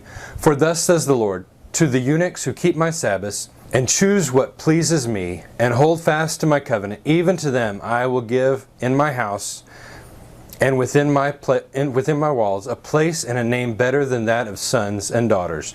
I will give them an everlasting name that shall not be cut off. Also the sons of the foreigner who join themselves to the Lord, to serve Him and to love the name of the Lord, to be His servants. Everyone who keeps from defiling the Sabbath and holds fast to my covenant, even them I will bring to my holy mountain, and make them joyful in my house of prayer. Their burnt offerings and their sacrifices will be accepted on my altar. For my house shall be called a house of prayer for all the nations. Number 5, the Sabbath will still be kept in the new creation. For as the new heavens and the new earth which I will make shall remain before me, says the Lord, so shall your descendants and your name remain. And it shall come to pass that from one new moon to another, and from one Sabbath to another, all flesh shall come to worship before me, says the Lord. Number 4, we are commanded to remember the Sabbath. Remember the Sabbath day to keep it holy. Number 3, to forget or cease the Sabbath is a punishment in itself. He has done violence to his tabernacle, as if it were a garden. He has destroyed his place of assembly. The Lord has caused the appointed feast and Sabbaths to be forgotten in Zion. In his burning indignation, he has spurned the king and the priest. I will also cause their mirth to cease, her feast days, her new moons, her Sabbaths, all her appointed feasts. I will punish her for the days of her bales to which she burned incense. She decked herself with her earrings and jewelry and went after her lovers. But me she forgot, says the Lord. Number 2, Yeshua, Paul, and Gentile converts all kept the Sabbath. So he came to Nazareth, where he had been brought up, and as his custom was, he went into the synagogue on the Sabbath and stood up to read. So when the Jews went out from the synagogue, the Gentiles begged that the words might be preached to them on the next Sabbath. And on the next Sabbath, almost the whole city came together to hear the words of God. Then Paul, as his custom was, went in to them, and for 3 Sabbaths he reasoned with them from the Scriptures. And he reasoned in the synagogue every Sabbath, and persuaded both Jews and Greeks. And number 1, the Bible never says to stop keeping the Sabbath. Therefore the children of Israel shall keep the Sabbath to observe the Sabbath throughout their generations as a perpetual covenant. It is a sign between me and the children of Israel forever. For in 6 days the Lord made heaven and earth, and the 7th day he rested and was refreshed. And here's a bonus scripture. False priests do not keep the Sabbath. Her priests have violated my law and profaned my holy things. They have not distinguished between the holy and the unholy, nor have they made known the difference between the unclean and the clean. And they have hidden their eyes from my Sabbath, so that I am profaned among them. I hope you've enjoyed this top 10. And if you are not currently keeping the Sabbath, I pray this video has challenged you to consider keeping it. So let's just take a look at some of the points he brought up. He brought some good ones. He said, a sign between God and his people is the Sabbath. Okay, so then if the Sabbath is gone, what's the sign between God and the people? And the only thing really left at that point is, I guess, it's the testimony of Christ. But of course, most people who preach that it's just about the testimony, you have to remember that Paul, he preached on the Sabbath, and this was after the cross. So Christ preached on the Sabbath, he went in the synagogues, but so did Paul. Why did he? Why didn't he go on the first day of the week? Why didn't he go on the Lord's Day? Why didn't he go Sunday? Another thing that's really weird is the Sabbath will be kept in the new creation. So we got the Sabbath in the Old Testament, and then all of a sudden we lose the Sabbath for the New Testament because I guess it was done away with for whatever reason, which we'll get to. And then after that, we adopt it again when we get to heaven. Really? It was said it was perpetual and forever. So I don't really understand when you look at those words in Hebrew, the word perpetual and forever. How do you get rid of it? How do you get rid of something that God says is forever? Unless you're misreading or misunderstanding. This is called the faith of our fathers. I'm going to show you a writing by James Cardinal Gibbons, the Archbishop of Baltimore. And this is back around 1917. I don't know exactly when he said this, but this book was published, I believe, in 1917. This is Catholicism. It says, a rule of faith or a competent guide to heaven must be able to instruct in all truths necessary for salvation. Now the scriptures alone do not contain all the truths which a Christian is bound to believe. Whoa, that's very different from what the Protestants teach. The Bible alone is enough to lead you to salvation. But here we can see this Roman Catholic is saying, no, I'm an archbishop, and I'm telling you, there's something outside of the Bible. The scriptures are not enough, which gives them obviously a place of authority. It goes on and says, nor do they explicitly enjoin all the duties which he is obliged to practice, not to mention other examples. Is not every Christian obliged to sanctify Sunday and to abstain on that day from unnecessary servile work? Is not the observance of this law among the most prominent of our sacred duties? But you may read the Bible from Genesis to Revelation, and you will not find a single line authorizing the sanctification of Sunday. I'll repeat that. You can read the entire Bible, my friends, and you will not find a reason to authorize how Saturday got switched to Sunday. So this bishop is saying, look, it's our authority. That's something not in the scriptures. You can only find this idea of Saturday to Sunday coming from the church. The scriptures enforce the religious observance of a Saturday, a day which we never sanctify. So then what is the Catholic Church doing? Going against the scriptures. But they're quite open about it because they say we have the authority to do so. This may work for someone who identifies as a Catholic, but for a Protestant who says, I am protesting against the Catholic Church, that's foolish. The Catholic Church correctly teaches that our Lord and his apostles inculcated certain important duties of religion which are not recorded by the inspired writers. Okay, so in other words, the Catholic Church has authority that you won't find anywhere in the Bible. For instance, most Christians pray to the Holy Ghost, a practice which is nowhere in the Bible. I personally don't, but I guess that must be something on the other side of the fence. We must therefore conclude that the scriptures alone cannot be a sufficient guide and a rule of faith because they cannot at any time be within the reach of every inquirer, because they are not of themselves clear and intelligible, even in the matters of the highest importance, and because they do not contain all the truths necessary for salvation. I don't believe that. I'm sorry. I can read the Bible. I don't need someone to read it to me. I don't need a business to take my money and then tell me things that aren't in the Bible. This is how Jim Jones got started. When you throw away the Bible and then you just allow some church leader or some charismatic to make it up as they go along, that is exactly how you form a cult. At least if you have a book and everyone has it and everyone can read it and they can all scrutinize the book, it's not just one individual that gets to make it up as they go along and say, just trust me. Here's a resource that I found of a Christian. It was Sabbath.org, and he collected a whole bunch of different quotes. I'm only going to show you a couple of them, the ones that I thought were really funny. But I'm going to show you some quotes coming from both Protestants and Catholics talking about Saturday to Sunday. What happened? Regarding the change from the observance of the Jewish Sabbath to the Christian Sunday, I thought Jew and Gentile were the same, but let's go on. I wish to draw your attention to the facts. 1, that Protestants who accept the Bible as the only rule of faith and religion should by all means go back to the observance of the Sabbath. The fact that they do not, but on the contrary observe the Sunday, stultifies them in the eyes of every thinking man. Yeah, it makes them completely contradicting hypocrites. Number 2, we Catholics do not accept the Bible as the only rule of faith.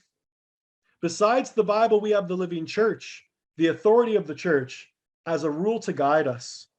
We say this church instituted by Christ to teach and guide man through life has the right to change the ceremonial laws of the Old Testament. And hence, we accept her change of the Sabbath to Sunday. We frankly say yes, the church made this change, made this law, as she made many other laws. For instance, the Friday abstinence, the unmarried priesthood, the laws concerning mixed marriages, the regulation of Catholic marriages, and 1,000 other laws. There's lots of stuff in Roman Catholicism you will not find anywhere in the Bible, but they say that this is church tradition. But both Paul and Jesus in the Bible fought against the traditions of men, and Jesus outright said to the Pharisees, you are denying what the scriptures say and instead doing the traditions that you have written. And this was referring to something called Halakha. We were just actually studying this last Wednesday. Here's my favorite part. It is always somewhat laughable to see the Protestant churches in pulpit and legislation demand the observance of Sunday, of which there is nothing in their Bible. Peter R. Kramer, Catholic Church Extension Society, 1975. Here's another one. I have repeatedly offered $1,000. Now, let me point out, this is 1884, so $1,000 was a lot of money. I have repeatedly offered $1,000 to anyone who can prove to me from the Bible alone that I am bound to keep Sunday holy. There is no such law in the Bible. It is a law of the Holy Catholic Church alone. The Bible says, remember the Sabbath day to keep it holy. The Catholic Church says, no, by my divine power, I abolish the Sabbath day, and command you to keep holy the first day of the week, Sunday. And lo, the entire civilized world bows down in a reverent obedience to the command of the Holy Catholic Church. It's so weird because Protestants separated from the Catholic Church, but for whatever reason, that one tradition that wasn't in the Bible, they stuck with it. There was and is a commandment to keep holy the Sabbath day. But that Sabbath day was not Sunday.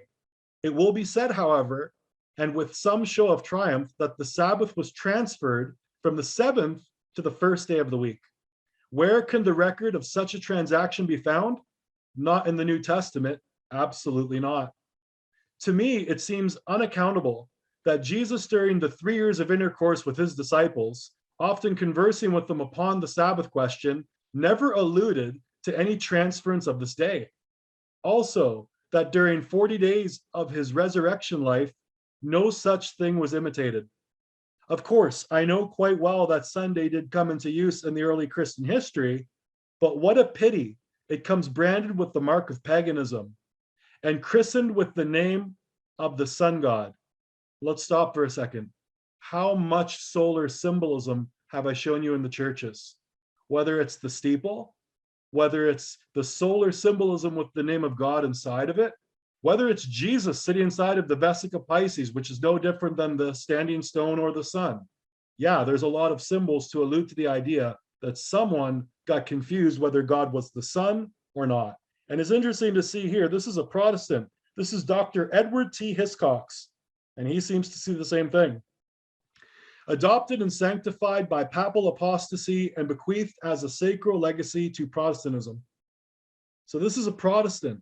This isn't a Catholic. This is a Protestant that sees the major problem here.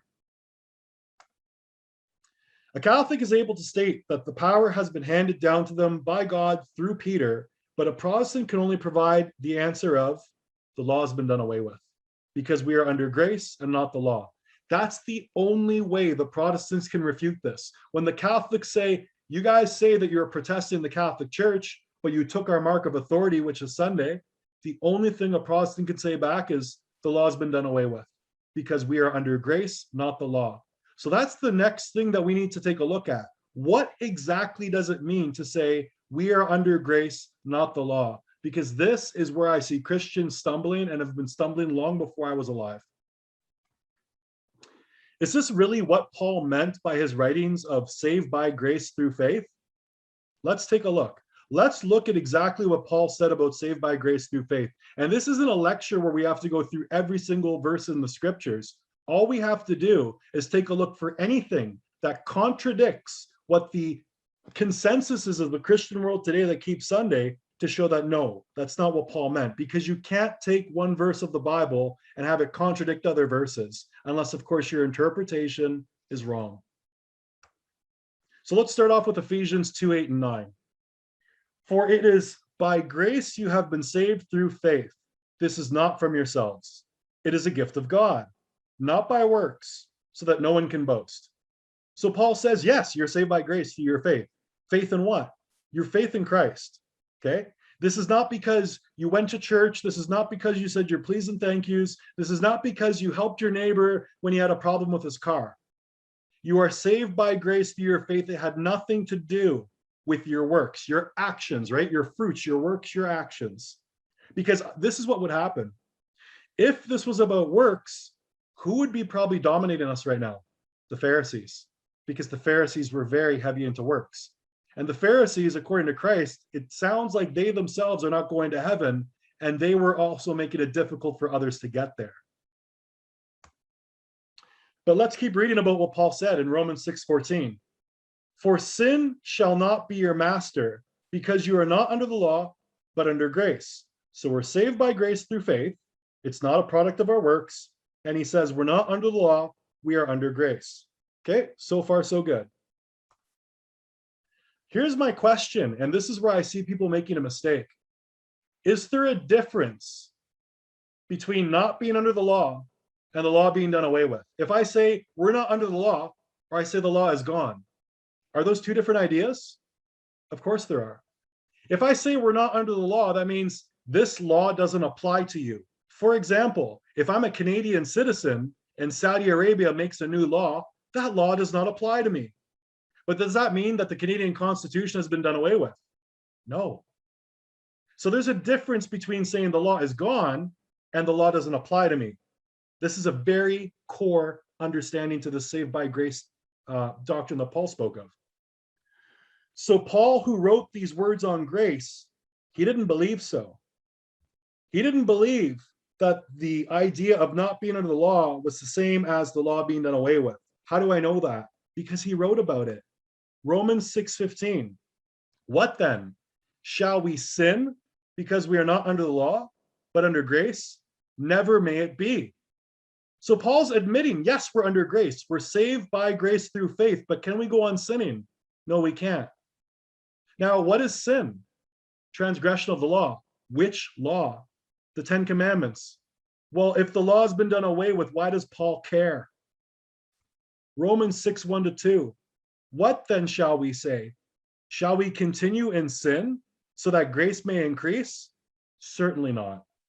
How can we who died to sin live in it any longer? How can you look at this doctrine that's written by Paul, saved by grace through faith, and he flat out says, look, because God gives us grace to not be under the law, should we sin? He says no. So the law may not apply to Paul because Paul is saved by grace through faith and not under the law, but is Paul going to sin? No, which means the law isn't done away with. And I'll prove it even farther. Paul said, so let's just summarize what we have so far, and let's keep building on this idea of what it means to be under the law and not be under the law, because we're going to show who's under the law versus who is not under the law. Paul said, we are saved by grace through faith in Jesus Christ. I think everyone's with me so far.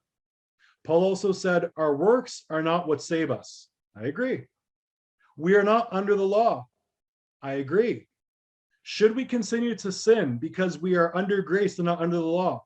Paul says certainly not. The thing we need to focus on now is, what does it mean to not be under the law versus someone that's under the law? Because if I'm saying, or the Bible's saying, or Paul's saying that the law isn't done away with, then we have to understand what it means between a person that's under the law versus a person that's not under the law. Because keep in mind, when Christ returns, what is Christ going to be judging the people who rejected him with? The law. So again, this is that same silliness that we see with the Sabbath. The Sabbath was supposed to be forever, perpetual, but yet we have it in the Old Testament.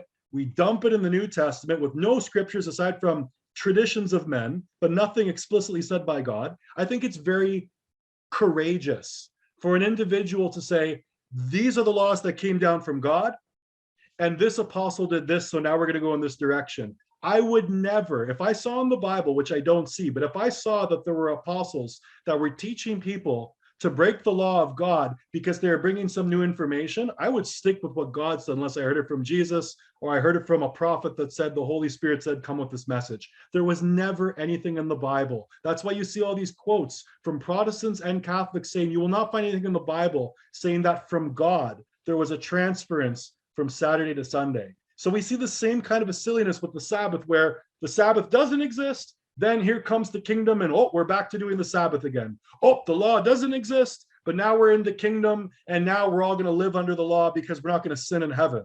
It's such a hypocritical doctrine. I don't know why, aside from the fact that human emotion comes in the way of people seeing what the Bible actually says, because I think what they think, and this is probably what it is, they think, well, it's not possible to keep the law. You're correct, it's not. But this is what I always ask people. If I was in high school and I'm writing my final exams, right? This is for me to get into college, right? If I know when I write those final exams, it's pretty unlikely I'm going to score 100% because those tests are hard. Do I just I don't know, go out and party on a Sunday night and then decide Monday when I come in to write my exams, I'm just not going to write it because I'm not going to fail, but I'm not going to get 100%. That's stupid.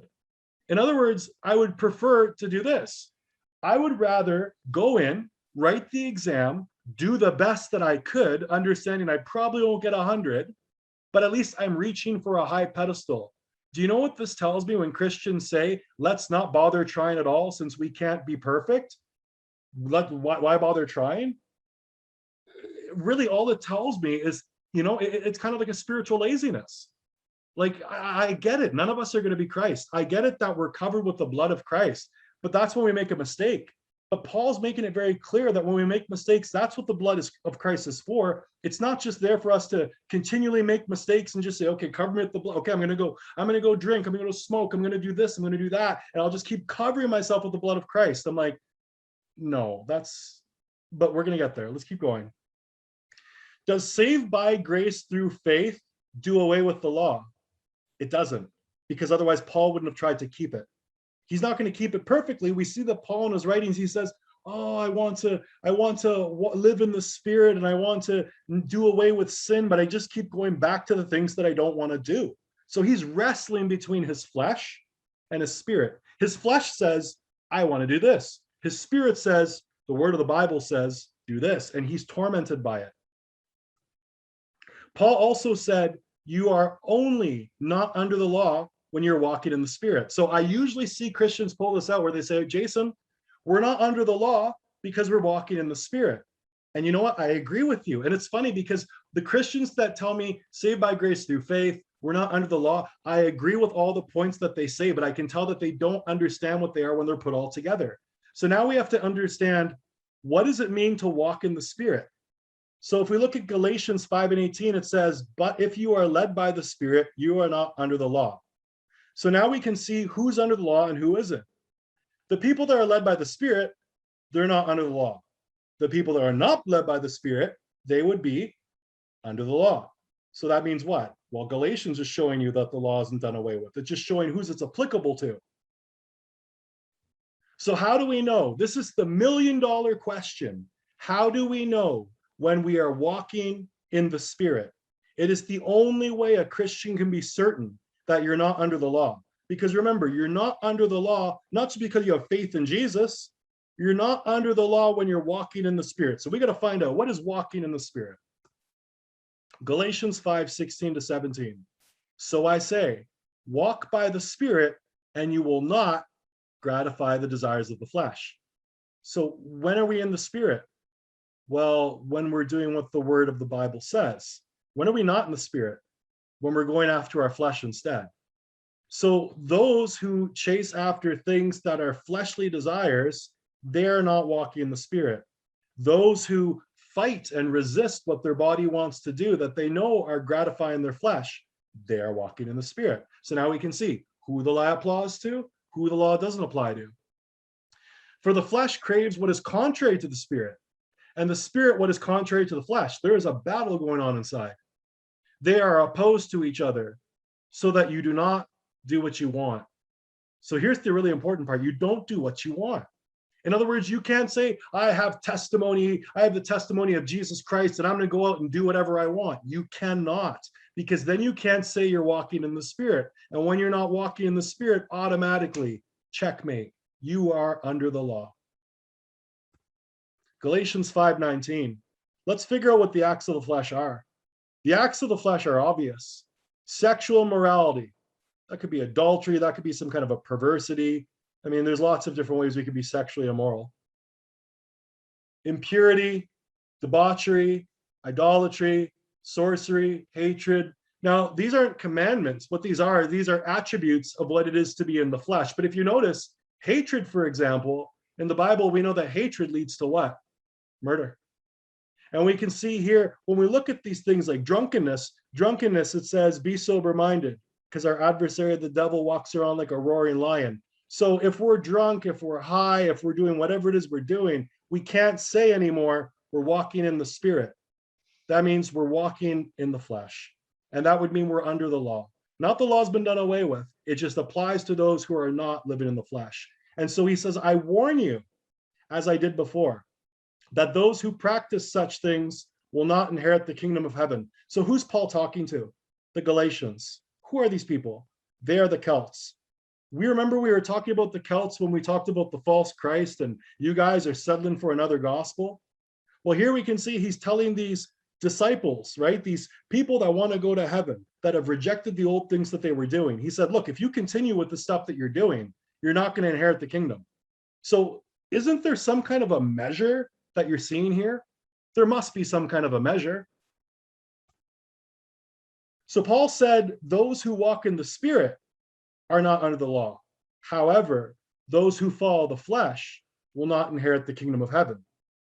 Clearly, we can see that those in the flesh are under the law and they will be judged by it.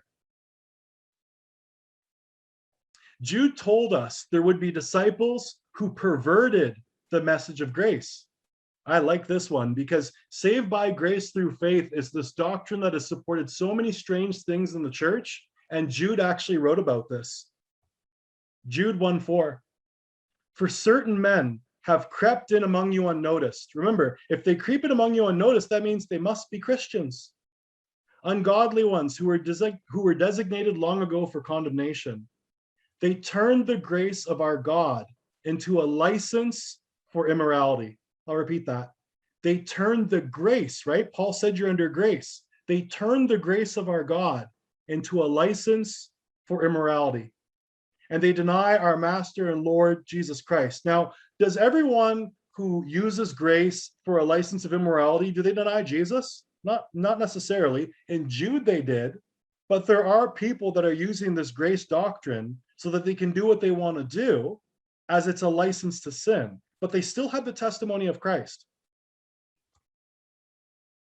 Jesus also told us there would be Christian disciples who would be rejected when he returned that believed they were disciples. So these people thought they were disciples, which means they clearly have the testimony. They knew that Christ was Christ, but Christ rejected them when they came to him, but the whole time they thought they were disciples. Matthew 7:21-23. Not everyone who says to me, Lord, Lord, shall enter the kingdom of heaven, but he who does the will of my Father in heaven. Okay, so here's the stipulation. Christ says, the people who come to me and they accept me as Lord, they have the testimony of Jesus. Doesn't mean they enter heaven. Why? Because they're not doing the will of my Father. I guess we need to figure out what is the will of the Father. Many will say to me in that day. Now, notice this first part of the sentence. If it says, many will say to me in that day, is that day today or is that day later? Well, that day's to come. Lord, Lord, have we not prophesied in your name? Have we not cast out demons in your name? Have we not done many wonders in your name? So these definitely look like believers. They look like disciples. They were doing acts. They were doing good works. But this is when Christ returns and he says to them, I will declare to them, I never knew you. Depart from me, you who practice lawlessness. What did you say? You who practice lawlessness. So wait, these people are testifying that Christ is God, correct? They call him Lord. They said that they did a bunch of good works. And Christ says in the future, when I come back, I'll declare to them, I didn't know you because you practice lawlessness. So these are Christians that have the testimony, but what are they missing? They must be missing the law. Can you keep the law perfectly? Never said you could, but these must be Christians that aren't trying at all. If you look at this word lawlessness, maybe there's a mistranslation. It says iniquity, right? It's the word anomia. Anomia means lawlessness, iniquity, disobedience, sin. But the law's been done away with, and sin is transgression of the law. Oh my goodness, this is getting confusing, right? Because now you can see that the law has been done away with. It can't be, because how does Christ return and call someone lawless? How do you call someone sinful when there's no law to measure what right and wrong is?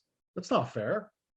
It says properly without law, lawlessness, the utter disregard for God's law, his written and living word, includes the end impact of law breaking, its negative influence on a person's soul, status before God. If anomia is lawlessness, which is defined as iniquity and sin, sin is the transgression of the law, and we can see that in 1 John 3 and 4. My question is, why are we reading about sin even being transgression of the law and located near the end of the Bible when most Christians who believe this say the law was done away with at the cross? Well, when was the cross? If we take a look, we can see in this drop-down menu, we've got 2 Corinthians at the top. The gospel, you have to keep scrolling up to find the gospel. 1 John is a couple books away from Revelation. Why would John be talking at all about transgression of the law when we know that during the times of the cross is when the law was done away with? I think we're missing something. How could Christ tell us we are lawless when he returns towards a law that no longer exists? That doesn't make any logical sense. Are there false apostles in the churches that teach the law has been done away with amongst those who Paul was speaking of? Remember, this is nobody's fault. This is a history that's extremely complicated, and it takes a level of maturity and a level of soul searching to look at these scriptures and realize, okay, I had parts of this, but I was missing parts of this, and because of that, I got carried away into something that looked like the gospel, but it wasn't quite the gospel. Because what we're really talking about is this. Is Christ for the law or is Christ lawless? Which one is he? Because the whole time he was alive, he kept it. And he said, if you love me, keep my commandments. So I got to ask you the question. Who was he talking to when he said, if you love me, keep my commandments? Just to Christians before the crucifixion? Revelation 12:17 also gets very confusing. Then the dragon. Who's the dragon? That's Satan. Then the dragon was enraged at the woman and went off to wage war against the rest of her offspring, those who keep the commands and hold fast to their testimony about Jesus. What? So Satan's the dragon. He's mad. And who's he mad at? The Christians who keep the commandments of God and the testimony. Not just the testimony, the commands and the testimony. Why does Satan only care about those who keep the law and the testimony? What about the Christians who just keep the testimony? Satan clearly doesn't care about them. Why not? James 4:17. So whoever knows the right thing to do and fails to do it, for him, it is a sin. Again, how are we looking at these books that are after the crucifixion? How does sin exist if there's no more law? John 14:15, as I mentioned, if you love me, keep my commandments. Was Jesus only saying that to the disciples that were around before he was crucified? Who is this message for? If you love me, keep my commandments, but when I'm crucified, you can do whatever you want. How does this confusing doctrine of a lawless Jesus even continue in the churches? Colossians 2:14, this is typically it. Having blotted out the handwriting in the decrees against us, which was adverse to us, and he has taken it out of the way, having nailed it to the cross. There you go, Jason. There's Colossians. The law's done away with. Is that what this sentence is saying? Does this sentence say anything about the law here? It says handwritten and it says decrees, but I'm dealing with English. Let's get right down to the Greek. In the book of Colossians, we can see that the certificate of debt, or handwritten and decrees, we've got two Greek words. First word is choreographon, and choreographon sounds like choreography, which is, writing with a pen. And then we've got dogma sin. When you talk about dogma, it says an opinion, a public decree. Let's look a little bit closer at these two words, because once we understand what these two words mean, we can figure out, was this talking about the commandments being nailed to the cross, or was this talking about something else that was nailed to the cross? Choreographon, it says a handwritten document, a legal note, a bond, handwritten, a bond. Okay, so do you see what the emphasis is here? It says it's handwritten. Why is that important? Exodus 31:18. When the Lord had finished speaking with Moses on Mount Sinai, he gave him the 2 tablets of the testimony, tablets of stone, inscribed with the finger of God. What? You mean Moses didn't hand God a pen? No, he wrote it with his finger. So then choreographon, that's specifically denoting someone who's writing something down with a pen. Here we see that the 10 commandments are on stone and written with a finger. A finger is not a pen. If we look at this word dogma, dogma is an opinion, a public decree, an ordinance, an edict. I mean, you get edicts from different leaders. Let's look at Acts 17:7. And Jason has welcomed them into his house. They are all defying Caesar's decrees, saying that there is another king named Jesus. So wait a minute. Caesar's decrees. So this is a decree coming from like a king or a ruler. So when we're looking at this idea, we're looking at someone in a place of authority that seems to be human. And they're writing with their hand. So we're not talking about the 10 commandments made of stone being nailed to wood. Can you even take a hammer and nails or anything? Imagine going back to the days of Christ when he was crucified. Could you pick up a rock and nail it to a cross? It's made of wood. Maybe today with different power tools, you could drill a hole and make it happen. But it doesn't make much sense with what we're seeing back in that period of time with Colossians. Neither do I think it's that complicated. Let me show you what was actually nailed to the cross. And we actually did this study in our Bible study just this past Wednesday. Tradition and worship. These are the Pharisees. Matthew 15, 1-6. Then some Pharisees and scribes came to Jesus from Jerusalem and asked, "Why do your disciples break the tradition of the elders? They do not wash their hands before they eat." And Jesus replied, "Why do you break the command of God for the sake of your tradition? For God said, 'Honor your mother and father,' and anyone who curses his mother and father must be put to death. But you say that if anyone says to his mother or father, 'Whatever you would have received from me is a gift devoted to God,' he need not honor his mother and father with it. Thus you nullify the word of God for the sake of your tradition." So here's the accusation. Pharisees like, "Hey, look, this guy's not washing his hands before he eats, and neither are his disciples." And Christ says, that's just some tradition that you came up with. It's not in the scriptures. And then he rebukes them with, you break what's written in the scriptures, and instead you replace it with your own traditions. And he talks about the situation with honor thy mother and father, and then a little rule they had called Corban when it came to gifting, which we'll talk about in a second. So Christ obviously says, you have to take what? The word of God over your traditions. Matthew 15, 7-9. You hypocrites, Isaiah prophesied correctly about you. These people honor me with their lips, but their hearts are far from me. They worship me in vain. They teach as doctrine the precepts of men. So that's interesting, because when we looked at Sunday, where do we get that in the Bible? Where did it say, thus saith the Lord, go worship on Sunday? What we have assumptions. We have people looking in the book of Acts and saying, well, in the book of Acts, on the day of Pentecost, on the first day of the week, they broke bread together, and that was on the first day of the week. What does that have to do with the Sabbath? That's just fellowship. So what you're saying is the apostles on the day of Pentecost were fellowshipping and the Holy Spirit rained on them. And because of that, that's the reason we're breaking a commandment? That is not clear enough. So you're taking the traditions of men and replacing what the scripture said. It's hypocritical. I also like the fact it says, their hearts are far from me.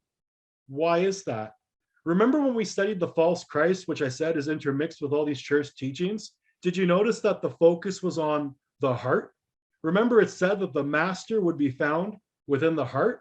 And then in Jeremiah, it said the heart is the most deceitful. So you're not supposed to look in your heart to figure out the answers that you find in the word of God. Your emotions are not what make things right. Your thoughts, you have to discern through the scriptures, not with your heart. But that's what we see the Pharisees doing. Mark 7, 8-13. You have disregarded the commandment of God to keep the tradition of men. He went on to say, you neatly set aside the command of God to maintain your own tradition.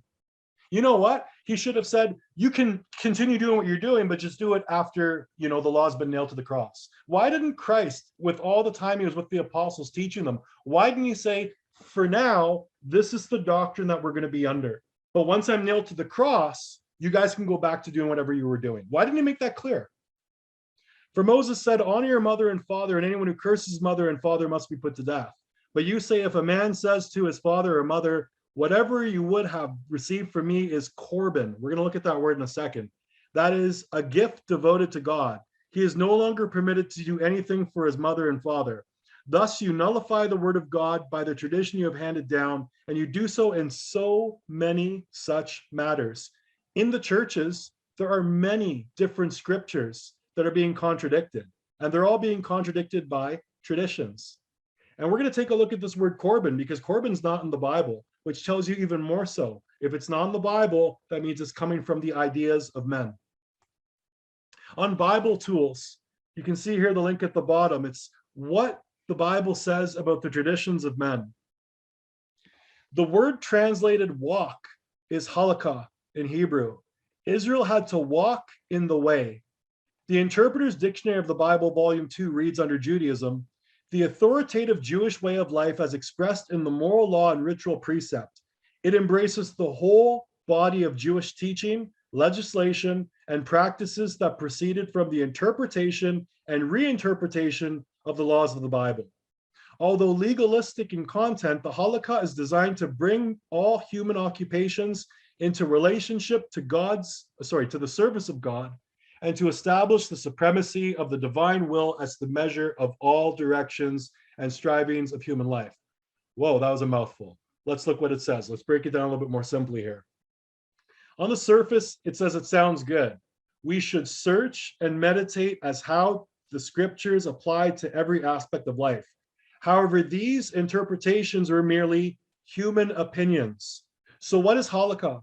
Halakha is human opinions that were written down. They were interpretations that the legalistic Pharisees were trying to make of the Bible itself. Some of them were right on, but others were grossly off the mark. The Halakha was not the word of God. Over the centuries, the Jews first gradually elevated these interpretations to be equal with Scripture. Isn't that what we just saw when we were looking at Christ talking about Corban?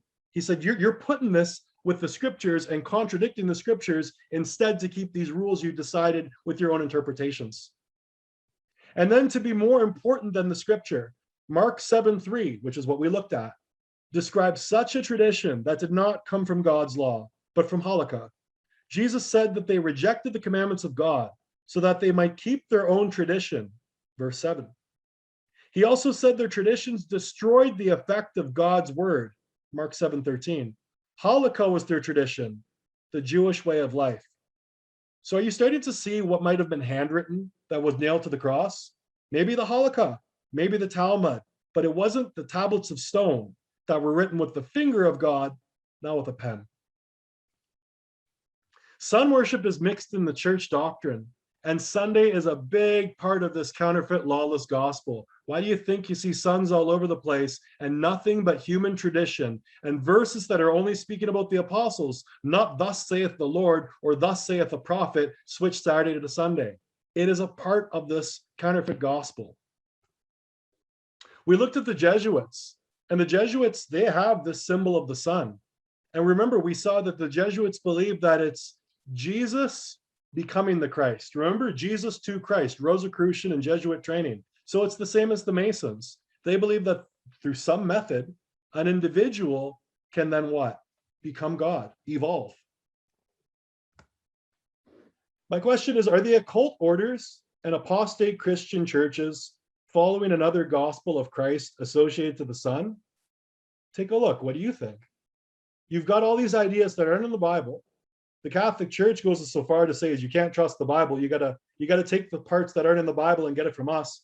Isn't that exactly what the Pharisees did? Didn't the Pharisees have these rules in Halakha that were outside the Bible that actually contradict the Bible? Isn't that the same authority that the Catholics are using? So it's funny, you've got Israel and you've got Rome, and they're both guilty of the exact same thing, and they both have the same symbol. Is that a coincidence? Look at Ezekiel 8:15-16.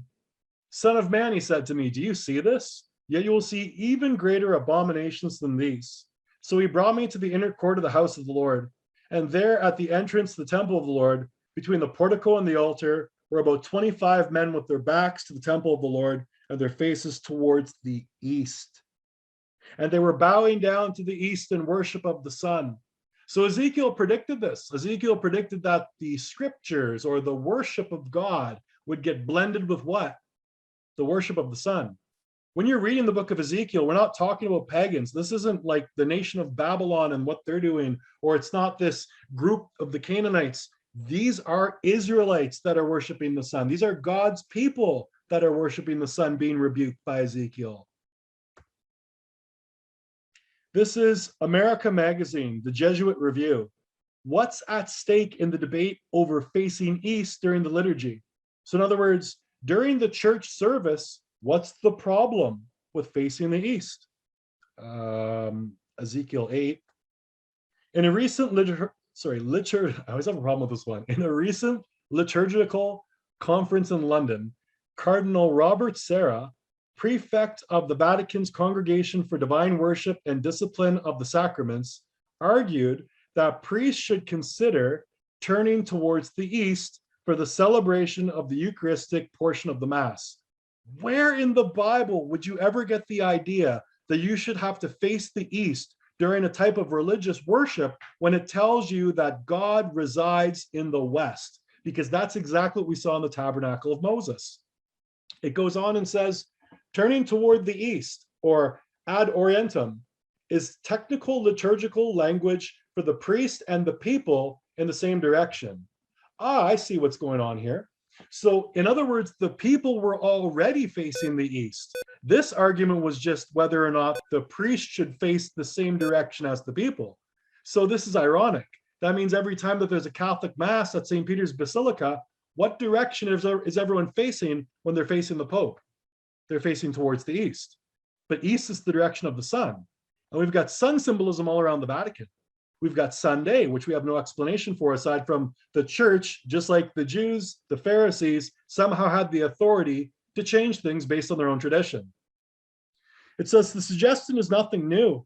The decision to allow the Mass facing the people has had its opponents since it was allowed shortly after the end of the Second Vatican Council. I remember when I studied the Second Vatican Council is when this whole discussion came up. They were trying to decide, should the priest face towards the east, or should the priest face towards the people? They were trying to figure out, should everyone face the sun, or should just the people face the sun? And how is that not fulfilling what we read in Ezekiel? We've got Sunday, we've got suns all over the place. We got Egyptian obelisks inside of a Vesca Pisces, which has been interchanged for Jesus. I'm sorry, the elephant's in the room, you guys. Take a look at this, and you'll find this in the church too. You'll find this symbol of, first of all, a sun with God's name inside of it. I don't know why they keep putting the name of God inside of the sun, unless, of course, they've confused God for the sun. But in this particular church window, you can see that it makes kind of like a crosshair, like a bullseye. So what is that? Well, that's the wheel of the year. That's winter, spring, summer, and fall. So that's the solstices and equinoxes with the sun in the center. So what are we really looking at? An astrological wheel.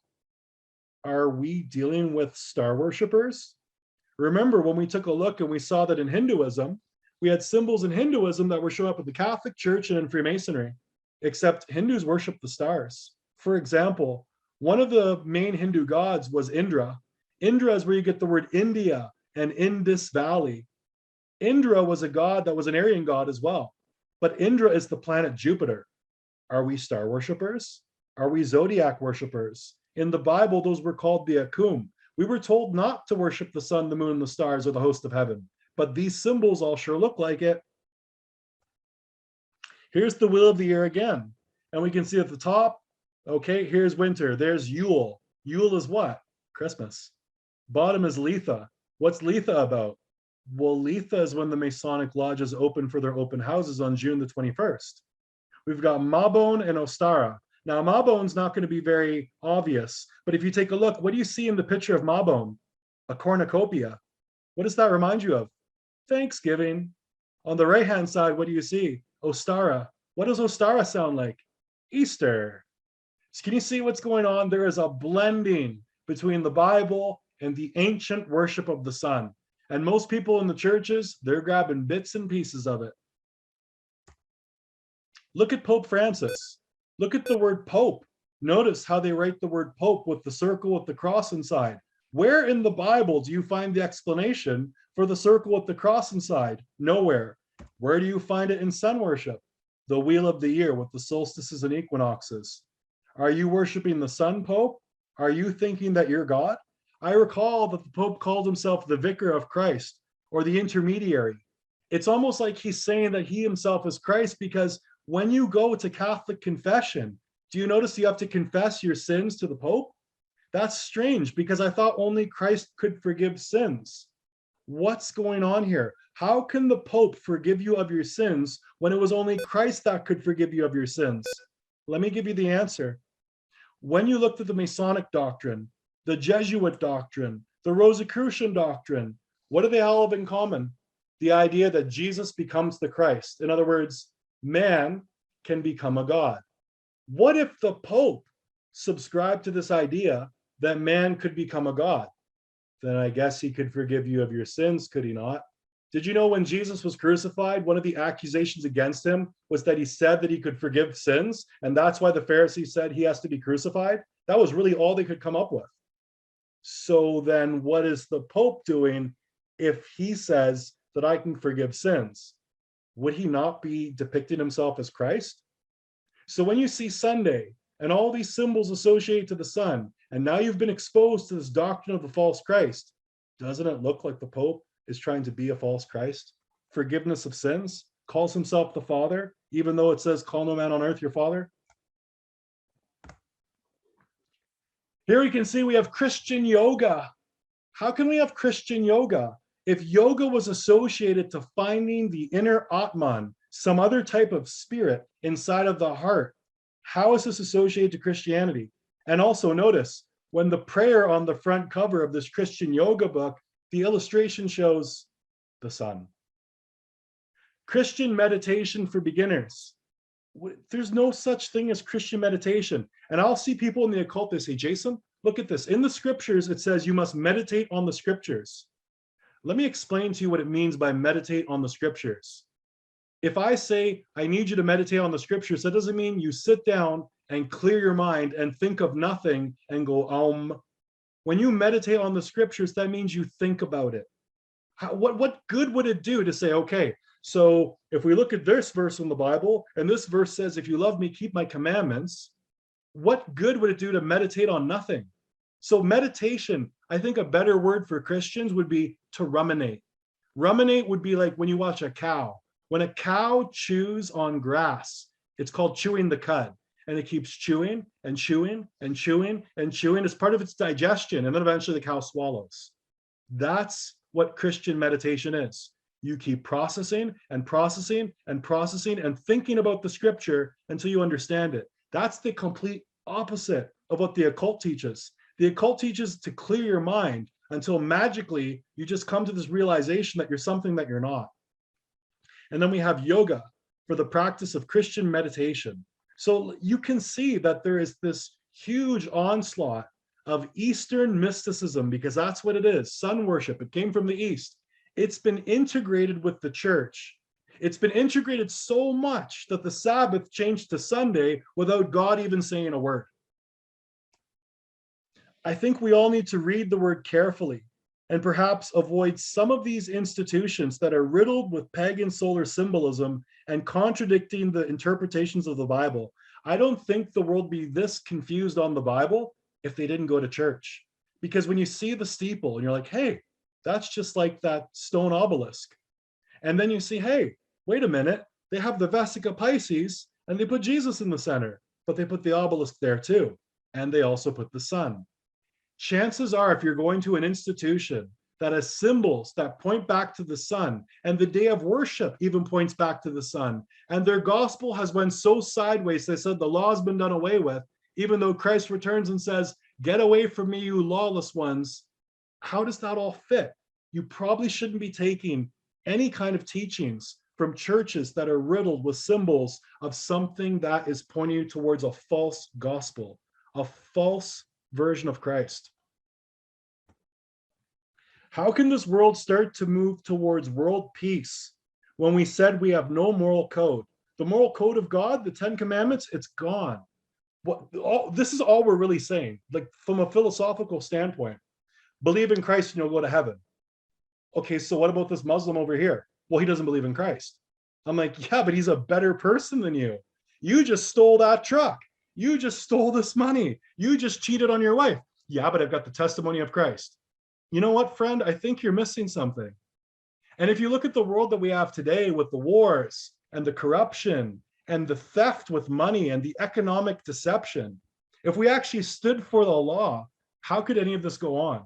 It makes absolutely no logical sense to watch how many Christians are disturbed by what they see in the world and how sinful it is, while simultaneously say the law's been done away with, which means there's no sin. You can't say that your brother or sister is doing something wrong when you've gotten rid of the measure.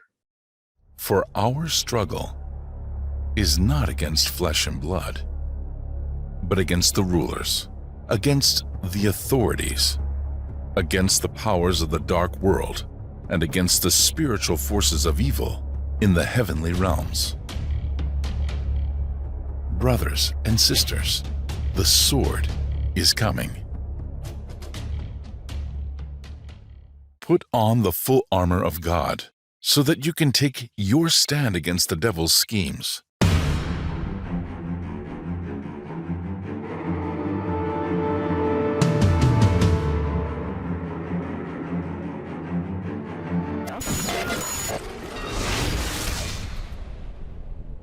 That at the name of Jesus, every knee shall bow.